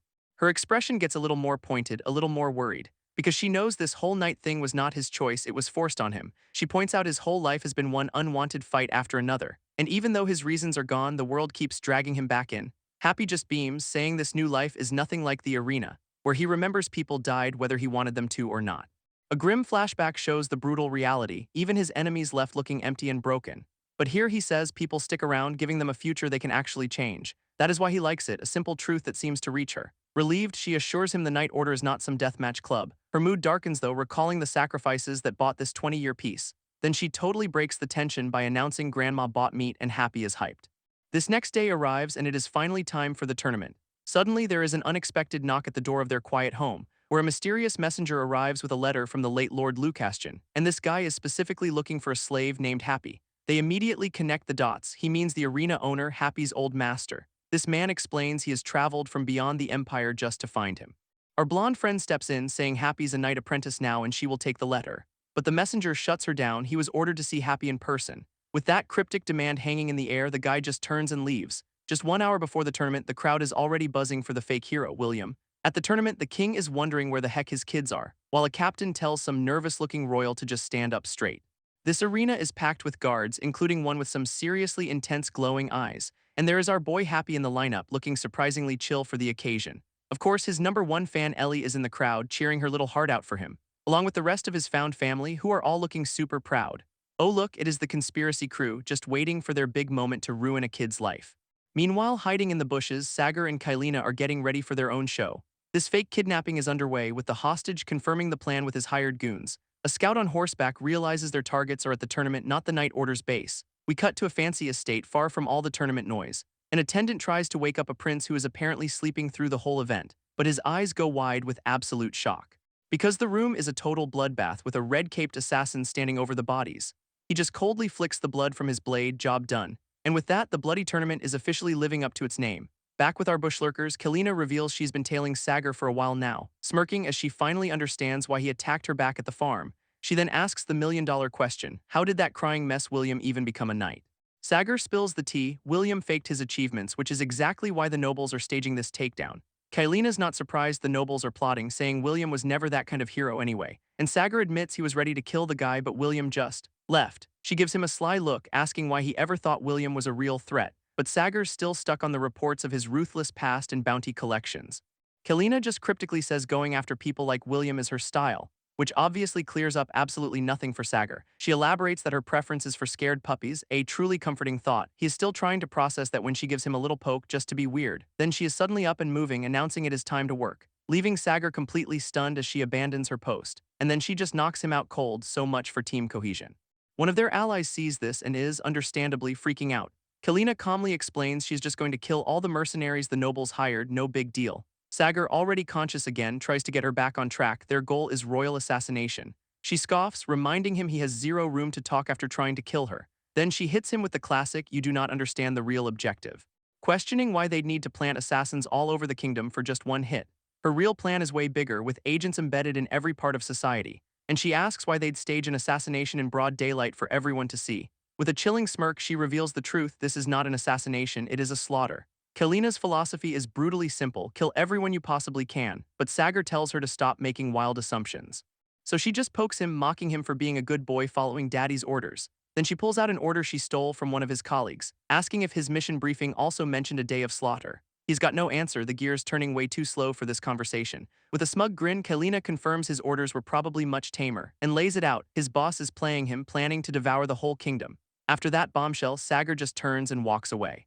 Meanwhile, the hostage noble is prepping his hired goons for the show, and one of them asks the obvious question, are they gonna get arrested for this? This noble scoffs, saying they just need to finish William and disappear, easy peasy. He claims no one will act rashly with a noble's life on the line, but the name William seems to give one of the hired hands a moment of pause. Their boss just tells them to get a move on, the tournament's starting. Back in the royal stands, the hostage suddenly clutches his stomach, putting on a show. Groaning that his stomach hurts and he needs the bathroom like right now, his fellow conspirators wonder aloud if the food went bad, playing their parts perfectly. A guard offers to escort the suffering noble to the portable toilet, and the guy is just hamming it up, blaming the cook for his terrible pain. This noble complains to his guard escort that the bathroom is way too far away. And his guard, with some very suspicious glowing eyes, suggests a more private spot. Suddenly, a creepy figure with chains appears right behind him, and the noble is just confused, before getting absolutely decked and sent flying into the grass. His guard just watches as he is dragged off into the bushes, so much for the escort service. From the field, a different goon shouts that exile clowns are here for revenge, which is a new one. While another one yells from the stands for William to come down and face them. This main crew puts on their show, claiming to have kidnapped all the nobles to lure William out, and a fellow conspirator runs out with a sob story about barely escaping a cave full of hostages. Another noble begs William to be the hero they all know he is not and save them. William, meanwhile, looks like he is about to have a full-blown panic attack next to his captain, literally whimpering to be spared while the captain just stares, completely over it. This hostage noble is giving the performance of a lifetime, telling the hero not to be scared, but his co-conspirator is just internally cringing at the absolute train wreck of an acting job, and even the hired goons know this is bad, whispering that they are totally screwed. This captain sees right through the noble's scheme but wonders if they are dumb enough to use real swords. While in the crowd, everyone's just confused, assuming this is all part of the show. With a steady hand, the captain tells William to stay put. The king will handle this mess, and the king is not happy, demanding to know who is behind this ridiculous prank. This conspirators start sweating, realizing their little play just got the worst possible audience review. Kalina sighs, admitting she just came here following William. And now she is holding a knife to a hired goon, wondering where their plan went wrong. With a single slice, she gives him a very permanent manicure. No more fingers for you, buddy. This guy just stares, his brain completely failing to process what just happened, until the pain hits and he starts screaming his head off. She drops the hood, asking if this still looks like a joke and demanding they send William down or die. From the lineup, William hears the call out, his expression hardening. And Happy is just watching from the stands with a very unsettling little smile. Kalina grins, deciding to just start the slaughter feast a little early. While her other agents get the same memo, kill escapees, then royals, then it is party time. We flash back to William, who's been plagued by nightmares every single night, haunted by visions of Kalina and the heads of people she has killed. It all stems from a brutal memory of him as a child, sitting among the bodies of his family. Her twisted logic is revealed. When taking revenge, you kill the entire bloodline. This explains William's constant anxiety back at the farm, terrified she was still out there. So scared he'd wake up just to check on his new family, haunted by his own shadow. He decided to channel all that fear into the only thing he could control, getting stronger by training with Happy until he literally could not stand. Back in the present, William steps forward, relieved she came for him instead of his family, but then his own captain turns to the king and calmly says, "Your Majesty, you will die." This king grimly accepts that someone will die today and he has to make the choice, hoping against hope that he is picking the right side for once, while his traitorous captain just stares on, completely silent, wondering if William somehow trained his whole life for this exact moment. He flashes back to William's old vow to prove himself one day, realizing now that what he saw as stubbornness was true conviction. Of course, Happy is just grinning like a psycho, thoroughly confusing his neighbor, as Kalina's eyes narrow with a terrifying focus. She moves in a blur right past the lead conspirator, threatening that one signal from him means all the other nobles die. This noble immediately tries to call the whole thing off, a bit late for a change of heart, and gets a fist to the jaw from one of his own hired goons, leaving him totally dazed by this unexpected turn of events. This goon tells him to shut up and recognize the new reality, because their fake kidnapping just became a very real hostage situation, and now their lives are on the line too. Whoops. From the bushes, the other conspirators are just watching, utterly baffled, realizing their friend's terrible acting might get him killed for real. One of them frantically asks why he brought actual asterisk killers to their little play, but the guy is just sweating, his brilliant plan completely falling apart. Sagar, having a change of heart, rounds up some guards for a rescue mission, and their guide, one of the conspirators, is already sweating bullets about this whole plan, while Happy holds William back, telling him the smartest move is to do absolutely nothing. He lays on the guilt, warning that if the nobles die, the blame will not stop with William. But our boy is done listening, stepping forward and declaring he will win this. Happy just gives this tiny, unsettling smile, totally what a supportive friend does. Watching from the crowd, he admits William's skills have gotten way better, but he knows the kid will not be able to show even half his strength here. This is William's first real life-or-death fight, and he is already paralyzed by old fears. Kalina just twists the knife, saying she missed her little trembling puppy, and when she mocks his hero act, he tells her to shut up, vowing to end her. His defiance is actually surprising to her. Guess the knights are good at training mutts. With a chilling grin, she decides it is time to play with him for a while, and in a flash, she is a blur, cutting down the hired goons standing nearby. Then she is on William, who just barely manages to block her kick, before she vaults right over his head, moving way too fast for him to track. She lands perfectly, nicking his throat and sending him stumbling back. He is still reeling as she comes flying back in for another strike. William's mind is screaming at him to think, to counter, to do asterisk something, but Kalina knows better, promising he will not have any time to think at all. His mind flashes back to a brutal training beatdown getting absolutely wrecked, where Kalina's voice warns him to look down. Right before she saves his neck with a high-kick slash he never saw coming, she casually tells him he'd be dead without her, but she is not here to kill him yet. He is just left bleeding, totally unable to process her twisted lessons. Back in the present, Happy and another night watch William get pummeled for real. Every parry a desperate struggle as their blades clash again and again, and he is getting pushed back, completely outmatched by her overwhelming speed. This kid's inner monologue is just screaming, "Welp, I am going to die." Kalina just smirks, calling him a cute little scared puppy all over again, leaving him frozen in defeat as she turns her back on him. She promises not to kill him, which is just so reassuring, thanks. But from the sidelines, Happy suddenly launches a kick at his own partner, and then straight up stabs the guy right in front of everyone, leaving the knight stunned while Happy gives him the most unhinged grin imaginable. In a flash, the knight's face is a bleeding mask, a reveal of his true nature maybe. Then Happy is a blur, intercepting Kylina's next move himself, as more masked goons suddenly join the fray, surrounding her. At that moment, William realizes it was all a setup, even his fear was part of the plan. With this new resolve, the entire stadium starts chanting his name. This entire stadium goes dead silent for a beat, and Kalina stares at her bloody hand, completely baffled by this turn of events. Unable to process how the trembling kid suddenly has a blade at her throat, but William's seen this before. Arrogance always creates an opening. From the crowd, Happy just watches with that same unnerving smile, while Kalina actually looks a little dizzy, clutching her wound. One of the hired goons starts spilling everything. They are not killers, just paid actors, and a noble tries to save face, demanding the king execute them for breaking the duel's rules. This goon just screams back that their contract was only to rough up William, not this, sending the noble into a full-blown panic, yelling that it is all a frame-up. His hired help just keeps confessing, crying that it was all an act and begging for mercy. Up in the stands, the captain watches the whole pathetic meltdown completely unbothered, as the king finally turns, totally lost about what the hell is happening. With a smug little grin, the captain tells him something's wrong. Yeah, no kidding. He points out that everyone else in the royal box has vanished, and in a panic, the king jumps up, realizing all the other royals are gone. This captain then asks where the rest of the troops went, playing dumb, so a guard reports the commander took them on that fake rescue mission for the nobles. Looking grim, the captain orders someone to bring him back immediately, sensing trouble. And a single white bird takes flight, signaling the real plan is in motion. That signal bird soars away from the now chaotic arena, its little birdie eye locked on its destination, flying right over Commander Sagar, who has just arrived at the conspirators' hideout. One of his men calls up, asking if he is okay, totally oblivious to the setup, then peers into the cave, wondering where his commander went. Only to find Sagar standing over a pile of bodies. Well, this rescue mission is off to a great start. This soldier rushes in, completely horrified by the scene, but Sagar just grimly states this was not Kalina's crew and a new enemy is in the shadows. His man asks where this mysterious new force went after wiping out their soldiers, and Sagar says they fled, urging a retreat to warn the capital. Just as they turn to leave, an arrow slams into the soldiers' back ambush.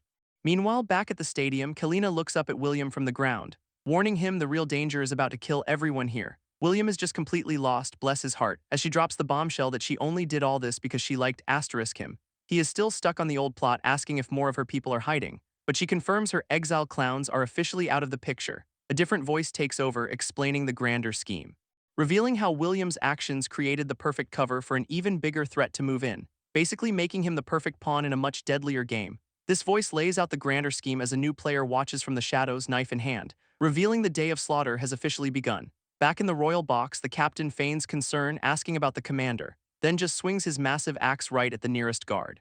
This blade smashes clean through the knight's armor, while the true mastermind whispers that the king will die, and the captain follows through, burying his axe right in the king's chest, sending his majesty to the floor along with a guard's severed arm. With the king dead, the mastermind promises everyone else will follow, and suddenly the entire stadium erupts into a bloodbath. One of the nobles screams for weapons, realizing they are surrounded by enemies, while another gets grabbed from behind, his brilliant plan ending in a shriek for help.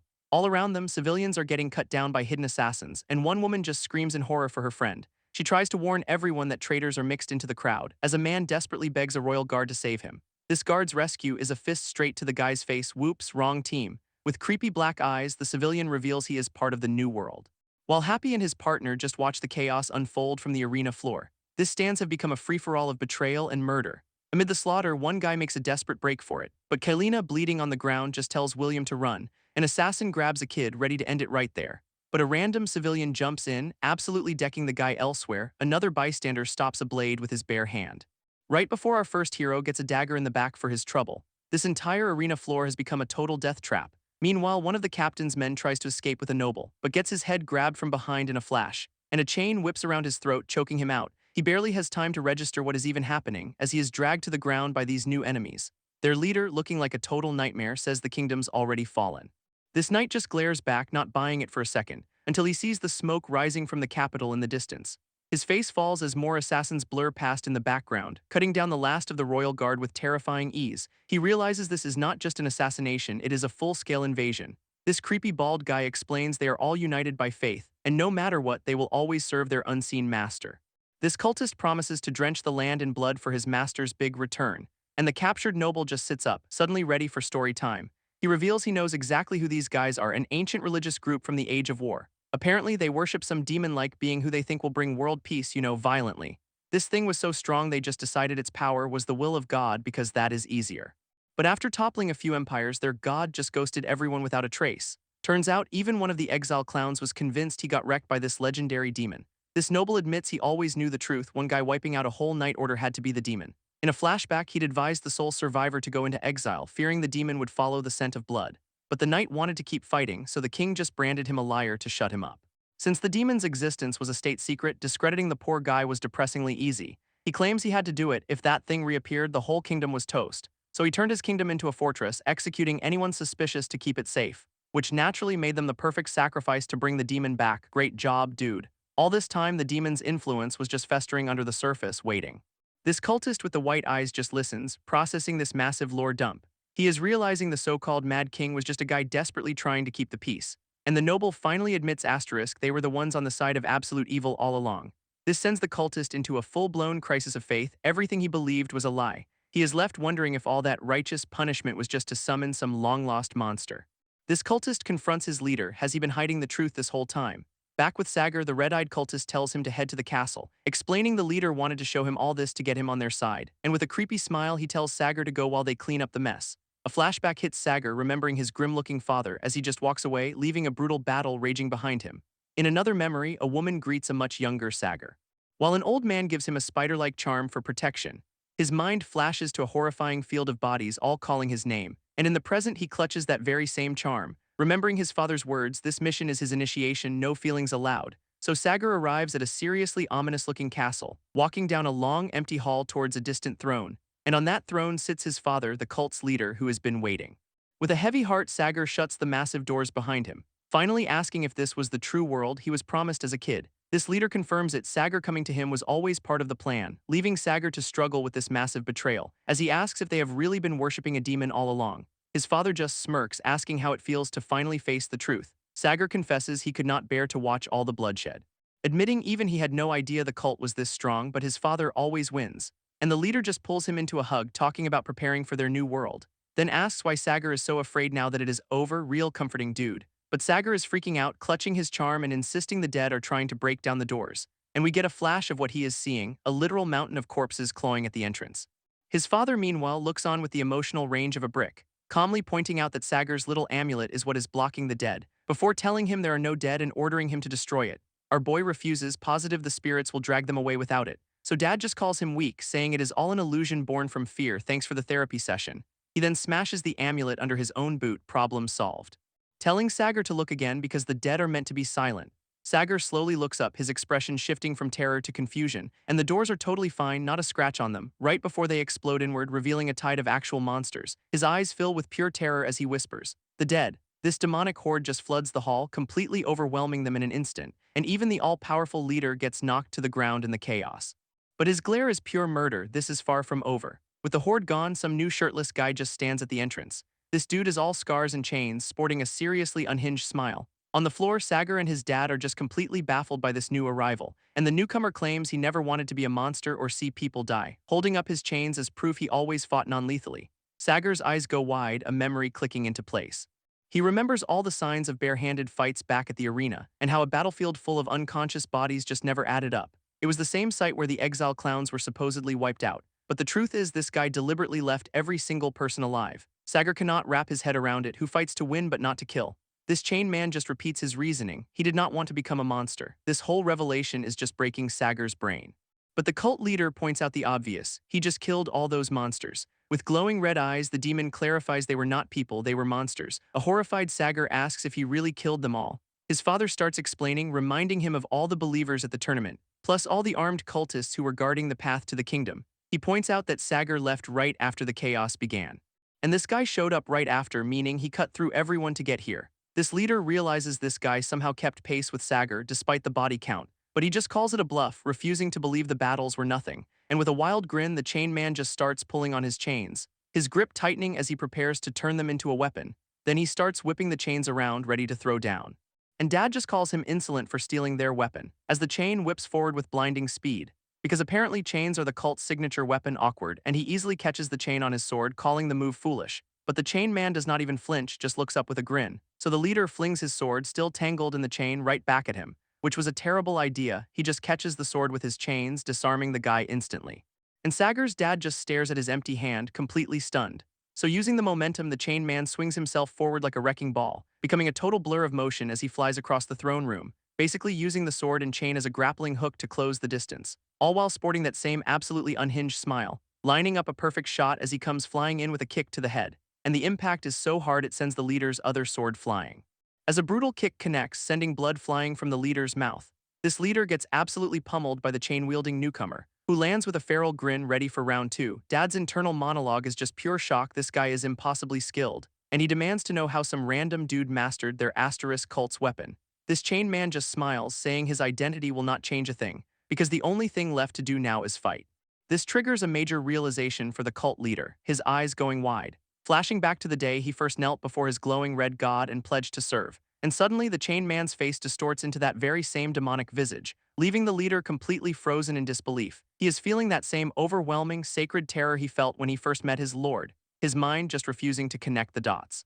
He tries to rationalize it, saying he has just gotten weak from a lack of worthy opponents, then gets his second wind, vowing to worship with blood. Great, another psycho speech. But the chain man just grabs onto the leader's own chain, and Dad takes the bait, gripping it tight for a tug of war. He yanks with all his might, pulling the guy across the floor, dragging him like a sack of potatoes. This leader starts taunting him, asking what he is trying to do by tying himself up, smugly declaring that he is the one who is about to get dragged around. Dad's eyes go wide, completely thrown by this guy's moves. But instead of getting dragged, the chain man uses the pull to get in close, using the leader's own force to close the distance instantly. And suddenly he is armed, parrying every single strike with blinding speed. Their blades lock point to point in a perfect stalemate. For a second, it looks like the leader has the upper hand, sword to his throat.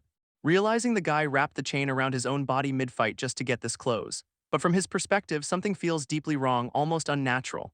His mind racing every time the weapon or situation changes. It is like he is a different person. He is literally asking himself why it feels like he is fighting a different being entirely. Because his breathing, posture, and killing intent all keep shifting. It cannot be one person. And that is when Sagar screams from the sidelines. The dead are mixed in with him. Dad, ever the supportive parent, just screams back that there are no dead. Then the chain man drops some chilling philosophy. God exists for those who believe in him, and the dead appear for those who believe in asterisk them, which leaves the leader completely speechless, his whole worldview getting rocked. This guy explains he remembers people through fighting. It was his only connection in the arena. A flashback showing him tormented, haunted by these memories every single day. Even the people he killed would visit him in his dreams, forcing him into endless battles. And now in the present, he says it feels like all those fights are literally writhing all over his body. He says he has never forgotten a single person he has fought. And now the cult leader is getting added to that list. What an honor. This whole room shifts into this hellscape, declaring they are all bound with him now. Then we flash back to the tournament where a young fighter is carrying his injured friend, his expression grim but determined after the battle, and he looks out towards the smoking castle in the distance. Apparently this guy Happy fought differently this time, because before he was all about lethal, merciless takedowns. During the uprising though, he was fighting to protect people, even tossing weapons to his allies mid-brawl to help them out, which gave his friends the opening they needed to fight back. As another ally desperately tries to hold the line, working together, they managed to systematically reverse the situation, with one of them just going absolutely feral on the front lines. Once his own area was clear, Happy immediately ran off to save others, which caught the attention of a very unimpressed-looking knight. And now we see the chain man taking that same knight down, asking him if the cult leader is holed up in the castle. He then faces a whole line of soldiers guarding the path, and with a completely unhinged smile, he charges right at them. This chain man stops, completely baffled by the knight's sudden hesitation. And in a flash, the knight has him on the ground looking totally defeated. But it was all a feint. A hook flies out from the shadows, because our boy was just creating a diversion to absolutely demolish the back line. A commander finally rides up, demanding to know what the holdup is, and the younger knight just grimly reports that the cultists wiped out their troops. Suddenly, a shout goes up about reinforcements, giving the commander a sliver of hope. He immediately starts screaming for everyone to assemble for a counterattack. And elsewhere, another young fighter with a wolf sigil looks ready for war. His entire company is on the move, marching straight for the castle where Happy is headed. Back at the tournament grounds, the scene is just pure devastation, where a blonde ally is desperately trying to find and move any survivors, but another fighter is losing hope, insisting the kingdom is lost and the royals are all dead. Happy just counters that if anyone is still alive, the fight is not over. With that unhinged grin, he declares the one who started this mess has to be the one to end it. And he is not stopping there, he will even kill their so-called god if it shows up. Flashing back to the present, Happy approaches the cult leader on his throne, who gets all cocky, noting Happy is unarmed and unarmored, no reason for him to back down. So he strikes, only for Happy to block the blade with his chained arm, sparks flying everywhere. Leaving Dad completely frozen, his ultimate attack stopped cold by a dude's wrist. With a burst of speed, Happy slides right into the leader's personal space, this chain between them snapping taut like a tripwire. And the leader realizes too late that the chain just got shorter, letting Happy absolutely demolish his face with a brutal punch. Sagar's dad is completely bewildered, wondering what just hit him, because suddenly he is not fighting Happy, he is seeing some other snarling warrior, another one of the dead that Happy apparently carries with him, and this new persona just goes on the attack, all rage and fury, landing a vicious chain fist right to the leader's head. Our boy just stands over the downed cult leader, totally in control. Then it is just a blur of absolute destruction as Happy unleashes hell, but then Happy snaps out of it, looking genuinely confused for a second, as the leader tries to stab him only to get blocked by the chains again. And now we are seeing this memory from the other side, a determined man with 2 daggers, who is telling Happy his whole family thought he was a good neighbor, asking if our boy was just sizing them up to kill them all along. This farmer insists this is not what he wanted, swearing he protected his people from the cult, that he never wanted them to die like this, while Happy just listens.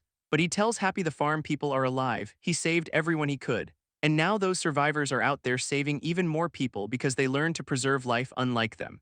This cult leader calls it all lies, more worried about Sagar's moment of faith, priorities man. He admits he thought Happy was some divine messenger at first, but now he has decided our boy is just a pathetically weak human, sure Jan. Then he calls out to Sagar, who just looks completely lost, giving the whole our cult his eternal speech and naming Sagar his successor. Sagar's reaction is just a giant, silent question mark, he is not on board. In a last-ditch effort, the leader pulls out some weird vials from his belt, and his son's eyes go wide, realizing what is about to happen. With a smash, Dad unleashes a cloud of poison gas all over himself. Happy gets a face full of it, looking totally bewildered, and immediately starts choking, the poison taking effect. This leader gloats that they are both just human so they can die together, what a romantic. For a moment, Happy collapses to the ground, seemingly defeated. His own chains now apparently coated in the poison. This cult leader raises his sword for the finishing blow, but something stops him, a look of confusion on his face, because Happy just grabbed his arm, stopping the blade cold, and next thing you know, he is hoisting the leader onto his shoulders like a sack of grain. We flash back to him carrying his injured friend, insisting he saved them, that memory echoing his words, saving them, his core drive kicking in. And we are back in Happy's head, his only thought being about killing them, surrounded by the ghosts of his past, knowing it all comes back to him eventually. So yeah, the cult leader self-destructed with his own poison, talk about a dramatic exit. With him gone, all the believers just vanish into the night without a trace, leaving a huge mess where no one can tell who is a victim and who is a cultist, which plunges the entire kingdom into a state of absolute paranoia. At the worst possible time, the king finally succumbs to his injuries, and then the rest of the royal family and nobles get wiped out in the chaos, leaving the entire government completely collapsed, just an empty, bloody room. This kingdom officially enters its greatest dark age, how fun for everyone. Meanwhile, at a farmhouse somewhere, survivors are being brought in for help, which has been turned into a temporary treatment center for the wounded. This blonde ally asks Sagar's friend how much poison he was exposed to, and he explains he just held his breath and dragged Happy out of there. Another guy is stunned, wondering how it could be that dangerous with so little contact, but she confirms it is a lethal poison that even its creator could not survive. This naturally makes everyone ask how the hell she knows all these details, and she points to her grandparents, saying they are the real experts. An old man explains her parents were victims of a similar cult that rose up during the war, who suffered after drinking from a well that the group had poisoned. Her tragic backstory is revealed. As a child, she watched her own family get poisoned, which is why they know so much about it and hold a serious grudge against these cults. This brings everyone's attention back to Happy, who was directly exposed to the stuff, and is somehow fine, leaving his friend totally bewildered while mixing herbs. He tries to shove some medicine down Happy's throat anyway, much to our boy's annoyance. But the blonde ally realizes his body was already fighting the poison on its own, flashing to a memory of him literally eating flowers to counteract something similar as one does. This captain asks if he's been poisoned before, maybe back in the fighting pits, and Happy just beams, saying he does not know, it just hurt a lot, a truly useless answer. His allies are clearly not buying this cheerful idiot act for a second. A fighter in red sleeves quietly pulls the captain aside for a word, leading him outside the farmhouse to talk away from the others. This captain immediately asks him what is going on, and the fighter reveals some belongings he took off a corpse. He pulls out a rolled-up parchment looking grim. It is a will left specifically for Happy by someone named Lukaschin. This fighter tells the captain his hunch about all this was right on the money. Then we get a quick flash of a lone knight who survived a massacre, branded an exile clown, followed by the fanatical cult that started this whole bloody mess, and finally the shadowy god they all seem to worship. This captain reveals the king's last words confirm the demon is real, and Lukashtin's letter apparently provides the rest of the story. It claims Happy was a child abandoned by that very demon. So we flash back to Lukashtin himself penning this will for our boy. He admits his whole life was driven by a sick desire to see the strongest thing, and for a long time Happy's parents were his ideal. This guy was clearly obsessed, a real superfan with too many rings, so he set out to find the parents who literally sold Happy at a slave market, and after a long search he finally tracked them down. But every soldier he sent to their supposed location in the mountains just disappeared. Still, he did not give up, spending years gathering intel on that place. He eventually found a secret map showing a region the kingdom tried to hide, a place known only as where the demon sleeps. Turns out, generations of kings knew about this thing and kept it on the down low. Lukashtin then explains how he brought baby Happy to the fighting pits, calling it fate, his whole twisted plan being to forge Happy into a weapon to face that destiny. And he watched every single brutal fight with disturbing intensity. He claims he did it all because he did not want Happy to die at the demon's hands, because now our boy has become his new ideal of strength. How touching. This letter ends by giving Happy the hidden location of his parents, signing off with a casual "May fate be with you." This captain immediately asks who else knows about this bombshell letter, and his ally confirms that assuming the messenger kept his mouth shut.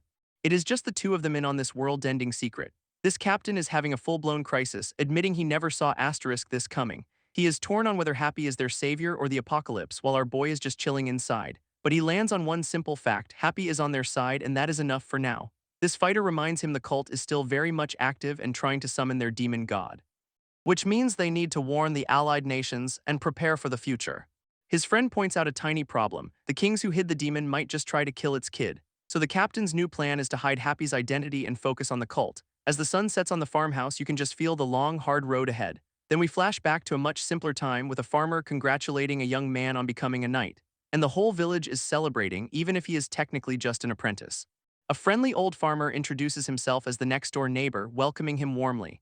Before a very familiar-looking Happy starts a toast for the whole party, and everyone raises their mugs in a massive cheer for him. We see his face, just pure unfiltered joy, a kid who finally found a home, which makes the sudden cut to a field of endless graves absolutely brutal, where an old man finds a silent Happy, noting it has been 2 weeks since the tragedy.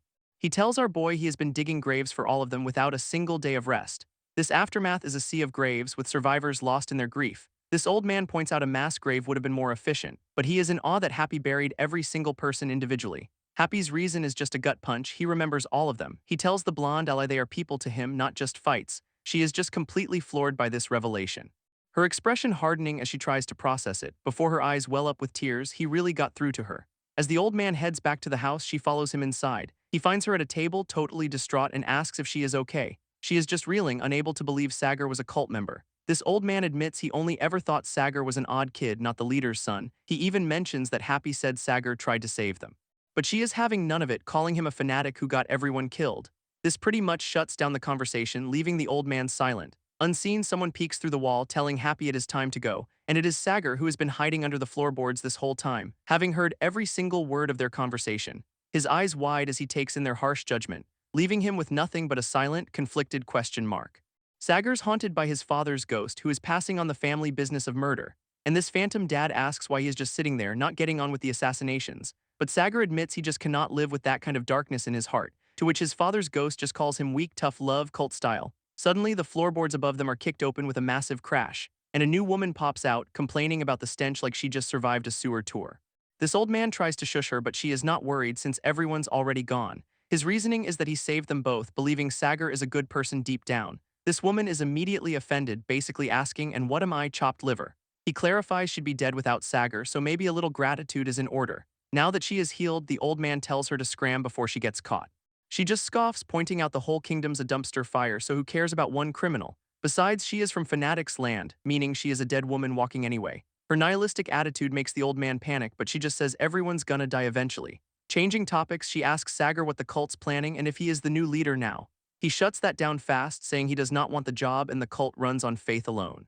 Naturally, she wants to know exactly what kind of faith they're running on, and Sagar gives the standard cult answer: God will save us. But then he stops himself, realizing that is not the whole truth. This real belief is that the demon will return to wipe everyone out, a little detail his dad left out. This woman's brilliant idea is to just find the world-ending demon and join its team, figuring 20 years of worship should at least get them on the do not kill list. This old man gives her a smack for that nonsense, but she just calls it a survival strategy. Sagar, meanwhile, is quietly processing this absolutely unhinged career advice, which cuts to a flashback of a family frantically packing to escape, where a father is begging his son to flee the doomed kingdom with him, but the son just looks back with a steely, determined gaze, telling his dad he is staying, which comes as a total shock. He explains he has seen people trying to fight back and will not abandon them. He is joining the expedition. His father is just left completely stunned by this decision, and can only hang his head, defeated by his son's resolve. Back at the farmhouse, the red-sleeved fighter asks about this so-called expedition, and the captain clarifies it is a mission to warn allied nations and beg for help. They will be splitting into two groups to ride to different kingdoms, taking only the most trusted people since spies could be anywhere. An axe sits abandoned in the rain, which feels super ominous. Inside, the villagers decide Happy should be sent on the mission, calling it a kingdom order. His blonde ally is not having it, arguing he is not even a knight and knows nothing. 2 days later, the village is quiet under a clear sky. Despite the recent tragedy, the expedition prepares to ride out under the kingdom's banner.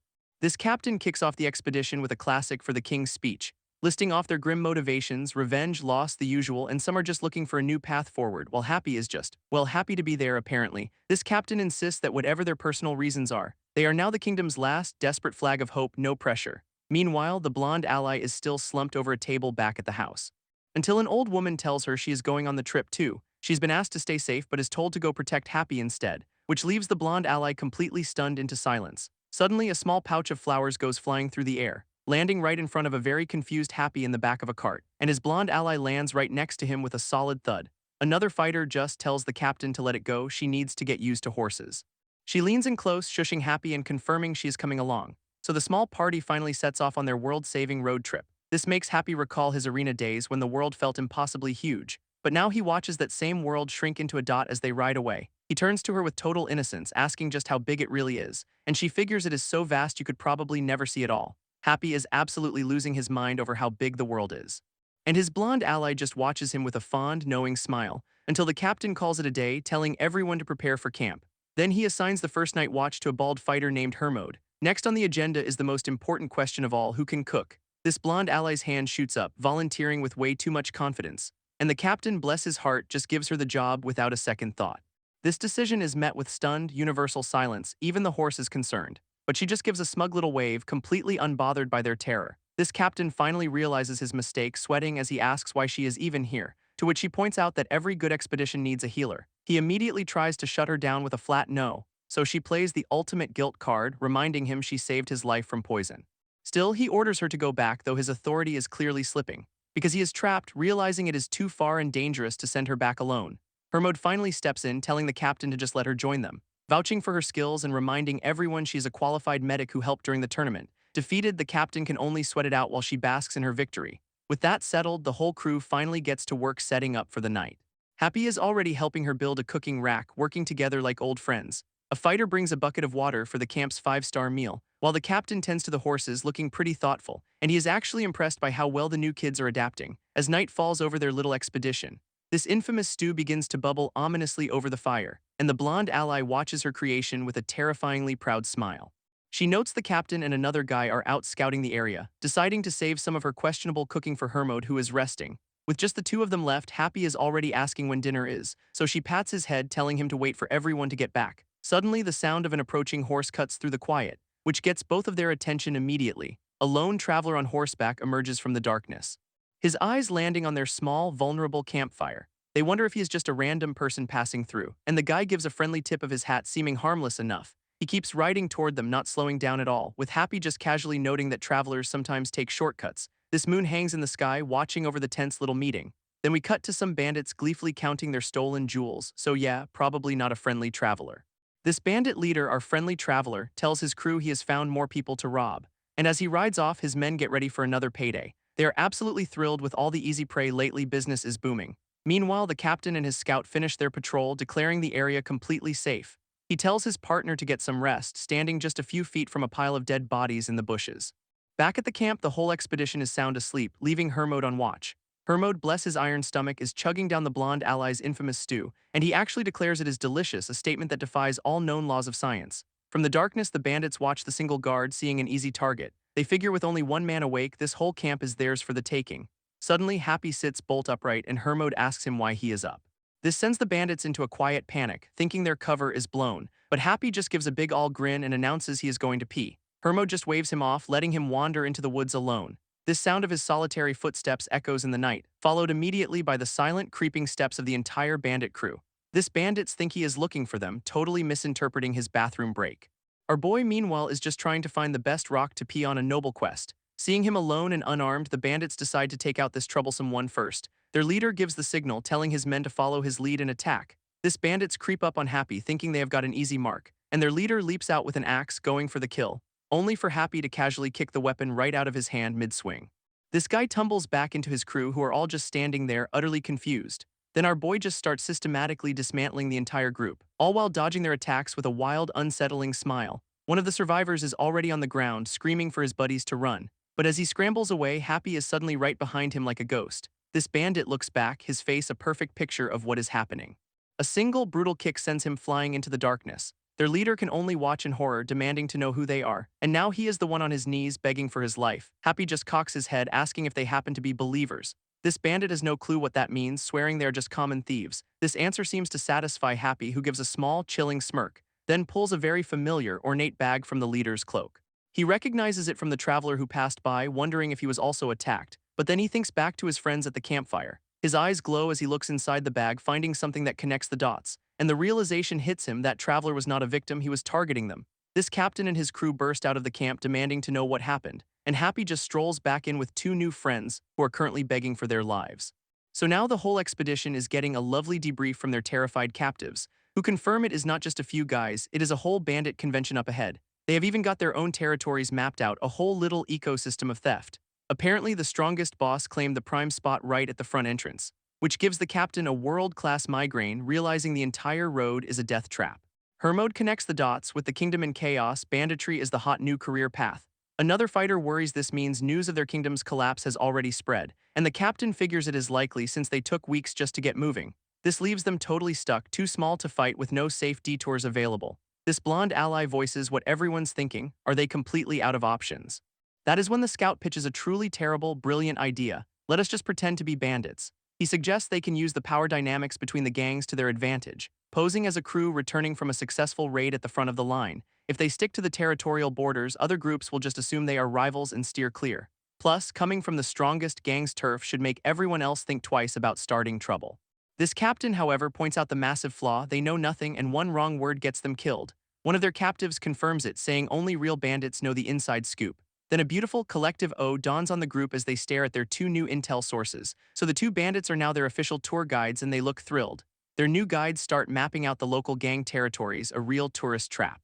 This whole crew plays dress up, and she asks Happy if he is scared. He is clearly not. Nervously, the captives ask if they will be spared when this is all over. Hermod gives them the classic knight's honor speech, promising they will be fine. This bandit, however, looks like he has heard that one before. He is not too worried, convinced his boss will notice they are missing and come save the day. Meanwhile, back at Bandit HQ, the boss realizes his men were taken out by that camping group. He is a little puzzled since the campers looked like complete nobodies. One of his underlings asks if maybe they should go investigate just in case. But the boss shuts that down immediately. Just grab the loot, they are probably dead anyway. He even smirks, calling them worthless trash he was planning to get rid of. What a great boss. His next order is to set aside the bribe money for the city guards. Back with our crew, the captives are settling in for a very awkward night. One of them is still trying to rally the troops, insisting their boss is coming for them. Hermod then offers the guy a bowl of that infamous stew. This captives just stare at the bowl, probably wondering what fresh hell this is. But hunger is a powerful motivator, and soon they are both drooling. He gratefully accepts the bowl, all thoughts of poison forgotten. This whole group starts chowing down, fully believing this is their last meal. This scout William watches their new captives with a surprisingly thoughtful look, even saying they seem kinda pitiful, not like actual bad guys. Happy immediately reminds him these are the same dudes who tried to introduce an axe to his skull. This snaps William right back to reality. Oh yeah, that minor detail. With the moral debate over, the captain gives the order to depart. On day 3 of the expedition, their little parade marches on, with the captives looking like terrified garden gnomes. These bandits are still coping, convinced their boss just took a different path and will be along shortly. One of them starts begging, promising they will cooperate if they are just allowed to live. This captain gives him a very gentle, very threatening pat, saying actions will prove everything. 3 hours later, their little bandit impersonation tour is still chugging along. Happy starts casually interrogating one of the guys, asking why their boss was not even at the fight. This guy spills the beans. They are basically interns looting to earn citizenship from their boss. This new info gives Happy a very particular, very dangerous kind of smile. Suddenly, the sound of running feet cuts through the air, which gets Happy's attention real quick. Someone is definitely sprinting through the nearby woods, and the rest of the crew turns back, totally confused. This footsteps get closer and closer, a full-on charge. Then a whole new batch of bandits bursts out of the trees, screaming for blood. This captain and his captive can only watch in shock as their safe path turns into another ambush. This captive's face is a perfect picture of "oh no, not again." And just like that, their little parade is completely boxed in by another welcoming committee. Their leader plants a massive axe in the ground just to set the mood. He calls them colleagues and asks for their gang affiliation, dripping with fake politeness. Our captain just stares back, his face a stone wall of not impressed. In a quick flashback, we see the crew planning for this exact moment. Who is gonna do the talking? One of their captives had volunteered, promising he knew the secret bandit handshake. So Happy gives him a gentle shove forward, putting their new diplomat on the spot. His buddy looks on, completely baffled by this turn of events.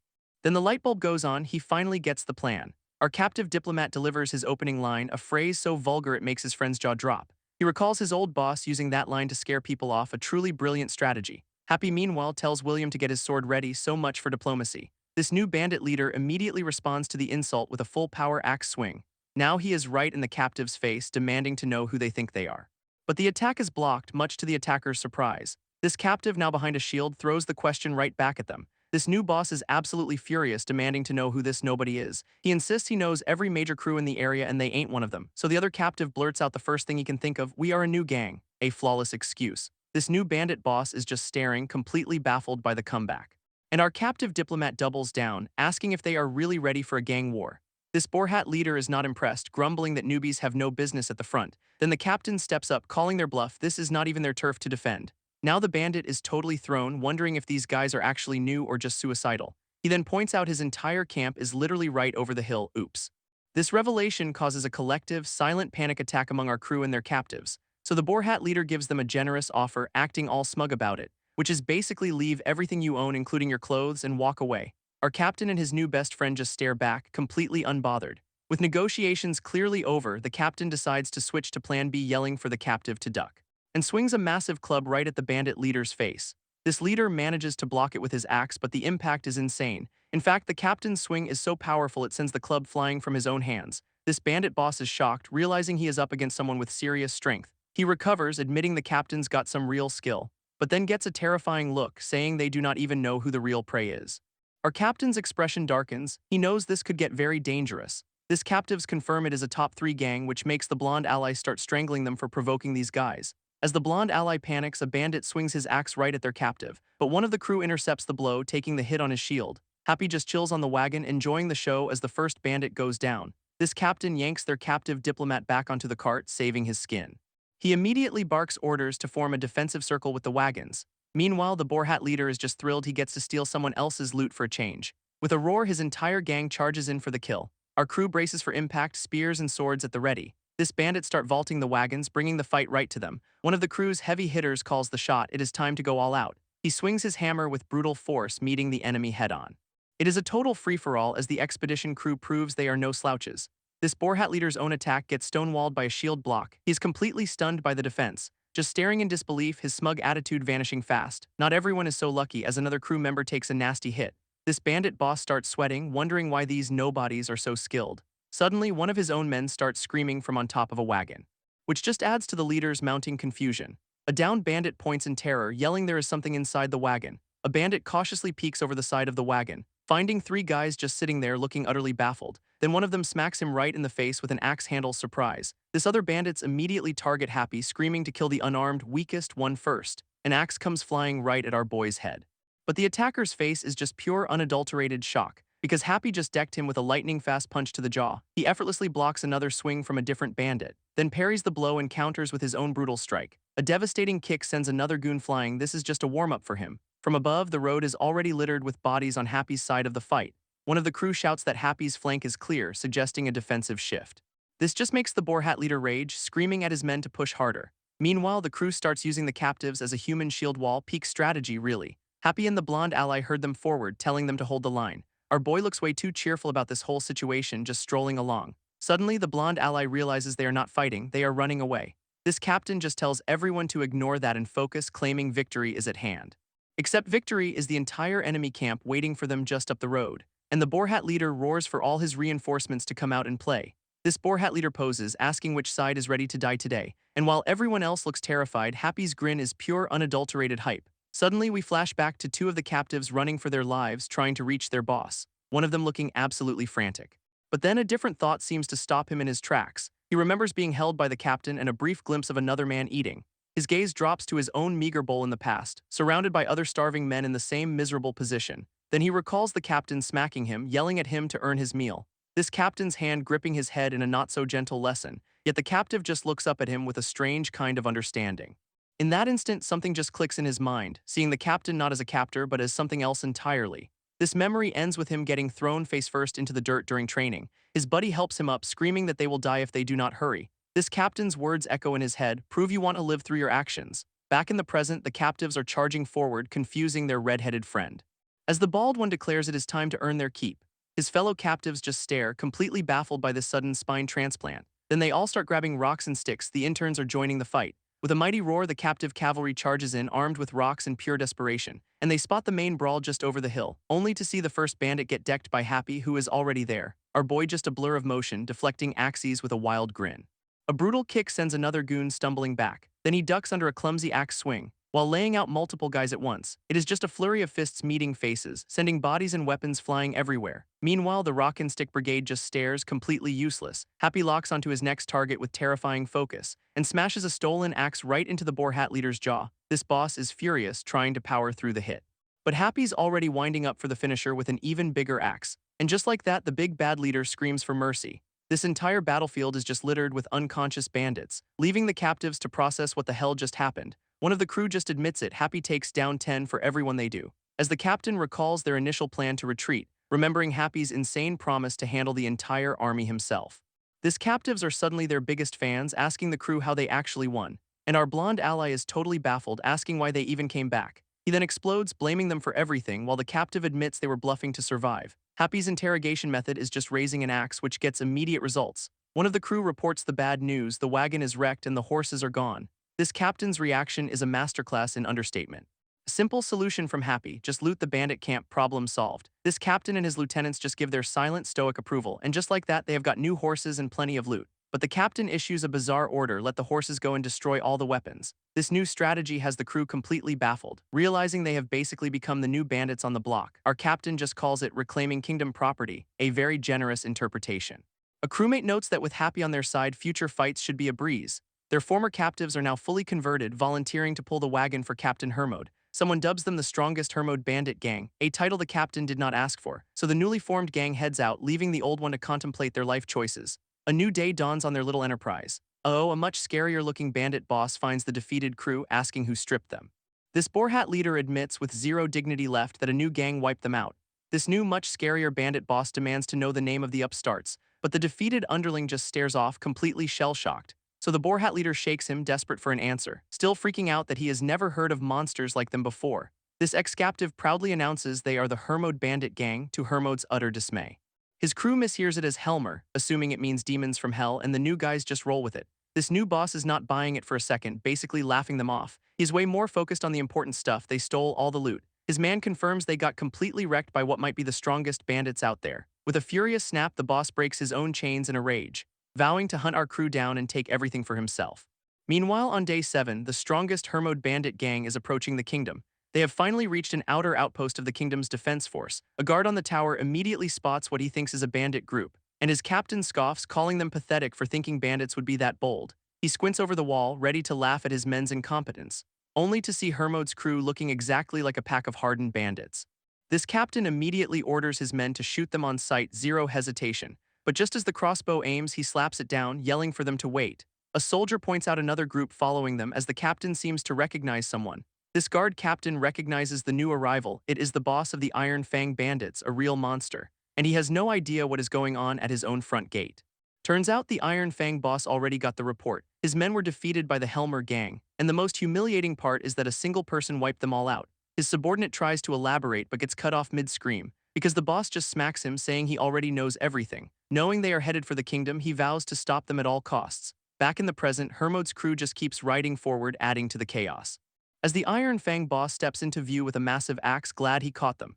Hermod is just annoyed, realizing they were followed despite their speed. Then one of the former captives calls out boss, which just confuses the Iron Fang leader, who actually recognizes them, asking if they were the campers from before. Then it clicks, he asks if they are the legendary Helmer bandit gang. He accuses them of betraying his men and joining the enemy, which is not quite right.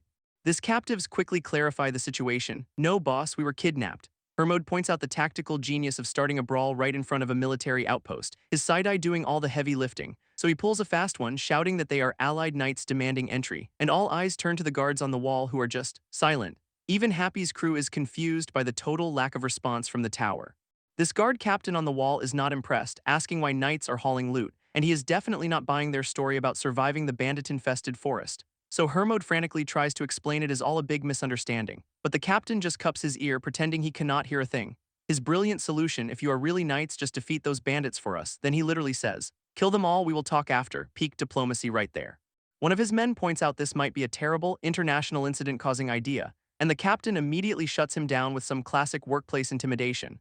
One of Hermod's crew explains this outpost is where the kingdom sends its most useless soldiers, which is when the Iron Fang boss strolls up, asking if they can hear him now. He is officially done talking and is here to take back his property, and with a nasty little smirk he makes his first demand.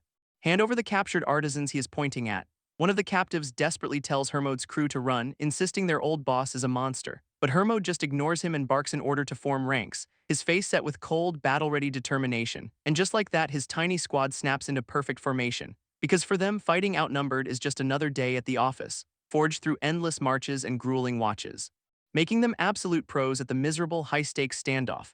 This team's been pushed to their limit, especially from lack of sleep, and now they are facing a fresh horde with zero stamina left. Happy, who has done all the heavy lifting, is about to pass out. One of the artisans asks the million-dollar question, why are not you running? Hermod just calmly states they have nowhere left to retreat. He gives this whole noble speech about not fighting for treasure, but for the people they must protect, which gets the captive all misty-eyed. So he proposes a one-on-one duel to settle things peacefully, and the Iron Fang boss basically tells him to shove it. Turns out his plan was always to just murder everyone himself. With a brutal swing, he immediately takes out one of the artisans, calling them useless idiots just to add insult to injury. Another captive gets a face full of axe for his trouble, as the boss rants about almost losing his precious loot. But just as he swings again, Hermod intercepts with his shield, leaving the poor artisan on the ground completely stunned. His buddy rushes over, seeing how badly he is bleeding, frantically trying to figure out how to stop it. This injured man just stares back in total shock, muttering that this is just karma for being terrible people. His friend tries to get him up, completely ignoring the whole "we deserve this" speech. But the injured man flashes back to how his brother always protected him, insisting that deep down he is no bandit at all.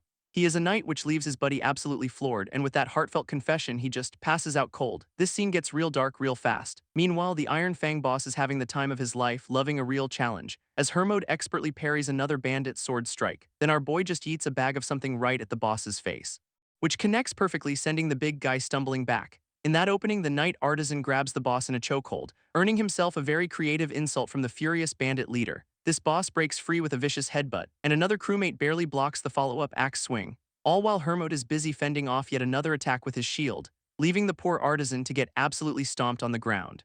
He is down for the count, bleeding and completely dazed, as the Iron Fang boss just screams, totally unhinged now. Hermod's crew can only watch, their faces grim and exhausted, and up on the wall the kingdom's finest are just staring, jaws on the floor. Up on the wall, the captain and his men just watch the carnage unfold, doing absolutely nothing, while down below, Happy is radiating pure, unadulterated rage. And Hermod calls out the Iron Fang boss for turning on his own men, even for a bandit that is low. But the boss just scoffs, revealing they are not his men, just livestock from a slave market, who he uses and slaughters as he pleases. Charming fellow, really. That is all Hermod needs to hear before drawing his sword with deadly intent, immediately clashing with the boss's axe in a shower of sparks. And the boss taunts him for going berserk, asking if he feels a kinship with other cattle. So Hermod just shoves back with his shield, completely done with the conversation, as the boss swings again, screaming for him to just die already. But then Hermod pauses, a little confused by the battlefield, because he notices the rest of the bandits have not moved an inch to support their leader, making him wonder if it is absolute obedience or just supreme confidence in their boss. And he realizes this fight could end right here if he just takes out the leader, which makes one of his crew wonder if this was Hermod's strategy all along, though he is worried if our boy even has a chance since everyone's exhausted. Then we flash back to the night before with Hermod telling one of his men to be a shield, a memory from when the whole crew was passed out from their grueling march, where he explained that the man's offensive style, learned from Happy, does not suit his body, because he lacks the stamina and strength, meaning he will tire out and die in a real fight. Hermode's lecture continues. You cannot just fight on a prayer. Instead, he tells his man William to be a shield, not a gambler, letting the metal take the hit while your brain plans the next move, which is a great way to conserve your precious stamina bar. William grits his teeth, really absorbing the lesson. And it works. He blocks a swing, leaving the enemy totally baffled. This final piece of advice: execute your moves with absolute certainty. Back in the present, William lands a perfect, brutal counterattack. Up on the wall, the peanut gallery is absolutely losing their minds as one of the guards turns to his captain, completely stunned. He points out that this guy is fighting like a genuine knight now. Even Hermode seems a little surprised by the flawless execution. Meanwhile, the rest of the Iron Fang bandits are just frozen in place.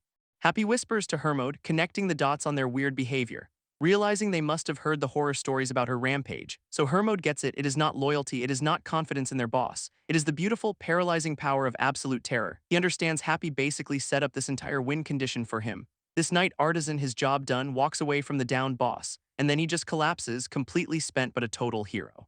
This artisan stands over the boss, declaring the game is won by taking the king, while the Iron Fang boss is just eating dirt, completely stunned. Our temporary knight stands tall, the rest of the bandits still frozen in fear. But the boss is not done. He is getting up, snarling that the kid gloves are off. Then he goes full-on berserker, glowing red and promising to end this now. And on the wall, the captain just tells his men to get ready for corpse duty, peak leadership. Apparently this berserker rage is his whole deal, the source of his monstrous power. So the captain has already decided it is over, convinced the boss is unstoppable. But someone else is already on the move, a blur of motion kicking up dust. And the boss lands a brutal axe swing right on the artisan's head. This guy just tanks it though, a wild grin on his face, before unleashing a massive spray of blood, with a single devastating punch. And the target was not the boss, he just one-shotted a random bandit instead, whose face is just gone as he crumples to the ground. This poor guy hits the dirt, utterly bewildered by the sudden attack. And just like that, another body hits the pile. Even Hermode's crew is just staring, trying to process what is happening. While up on the wall, the captain and his men are just slack-jawed in disbelief. This captain's whole worldview is just shattering in real time. This captain, absolutely losing it, tells his archer to shoot the guy, then screams that they are all bandits, so just let the bolts fly. Simple instructions. His voice cracks as he just keeps yelling shoot, but the archer is just staring, paralyzed with a classic case of nope. This crossbow is locked and loaded, a perfect shot just waiting, but the soldier just flinches away, not wanting any part of this, so the captain smacks him upside the head for being useless. He snatches the crossbow himself because if you want something done wrong, his target is the artisan who is just standing there with a terrifying grin. Captain Courageous here realizes the guy is smiling and starts having second thoughts. He is wondering if this is a dare, a test of his very questionable manhood. Looking down at the fresh pile of bodies, he confirms yes, it is a dare, and all that bluster just melts away into a puddle of sweat. He lowers the bow, deciding to interrogate them instead, a tactical retreat for the ego. Suddenly, the fortress gate actually starts to open for them. Hermode and his crew can hardly believe their luck. This guards escort them in, mentioning the rest of the bandits booked it. From below, the crew spots the captain watching them from his perch. He just stares down, the very picture of a man who has seen a ghost. And then we cut to a peaceful village far from the kingdom's drama. And we cut to a tavern in some quiet village, a real change of pace, where a woman complains to her companion that she came looking for a demon, not a drink. She is not impressed with the local nightlife, wondering what they are even doing here. And apparently she is bored out of her mind, a dangerous state for anyone in her vicinity. Suddenly, a noise from the door gets their attention, as a whole new crew of thugs bursts in, announcing the Iron Fang gang is toast and it is their turn to party. Their leader is in a hurry to loot the place, terrified that the Helmer bandits might show up. Wait, does he mean Hermode? To make their point, one of them shoves a barmaid right to the floor, and the poor woman looks up in terror right at the feet of our bored new acquaintance. She begs to be spared, but the dark-haired woman just looks down, completely unmoved. In fact, she just kicks the barmaid away without a second thought. Then tells the girl to crawl if she wants to live, which is just a whole new level of cold. Her excuse: she is too busy trying to survive herself, while sitting comfortably at a table. Her companion, who actually has a soul, helps the barmaid up, which gets the attention of the thug leader, who tells them to drop their valuables and leave. But the woman just turns back to her friend, trying to pick up their conversation like nothing's happening. And the thug is absolutely losing his mind, screaming at her for ignoring him, a fatal mistake probably. Her companion finally speaks up, saying they are here to meet believers. At that, the woman's whole demeanor changes, a dangerous look in her eyes, and the entire tavern goes dark, plunging everyone into a terrifying, unnatural silence. This thug asks why she is closing the doors, a question he will regret for the rest of his very short life. And her glowing eyes are the only answer he gets before the blood starts flying, because in the next instant he has got a weapon sticking out of his face, sending the rest of his crew scrambling in absolute panic, while the tavern fills with the sounds of a one-sided massacre. Then an abrupt and chilling silence falls over the blood-soaked floor, leaving her companion kneeling next to a barrel of freshly made bandit parts. Outside, the woman just strolls away, complaining like she just had a bad meal, griping that he should have warned her they were believers, and he is just like, I was trying to. She is still not impressed, calling his cult's whole sleeper agent routine deeply creepy, and she thinks they are just insane, flipping from quiet villagers to butchers on a dime. Her companion corrects her, insisting it is not madness, it is their faith. But she scoffs, saying that kind of devotion does not just last for decades on its own. He is desperate to understand why they broke their peace, what could possibly drive them to slaughter, admitting he does not have all the answers since the cult is older than he is. Even his own father, a first-generation member, took the cult's secrets to his grave, so now he has decided there is only one way to get the truth. His plan is to go straight to the source and confront the demon that started it all. Which means hunting down believers for intel, with his sister acting as their guide. Following this bloody trail they believe will lead them right to the demon's doorstep. She gets right in his face, demanding to know what he will do when they find the demon. And her companion is just silent, clearly not ready for this pop quiz, finally saying he just wants to minimize casualties, which she finds absolutely hilarious. Because her philosophy is way simpler, find the strongest side and cling to it for dear life. With that little moral debate settled, she asks where they are headed next. And he reveals their next believer is the king of an allied nation. Wait, what? Elsewhere, a different king gets a report that an expedition has arrived, probably Hermode's crew, and this king is rocking some seriously creepy, dead-looking eyes. Back with our duo, the woman is floored that the cult has a freaking king in its ranks, but her companion admits he only learned the cult's true scale after his father's death, while at the same time, another expedition arrives at a city that is already burning, leaving a soldier staring at his commander in absolute horror. So the commander calls it. They are turning back to help the captain because this slaughter is just the beginning.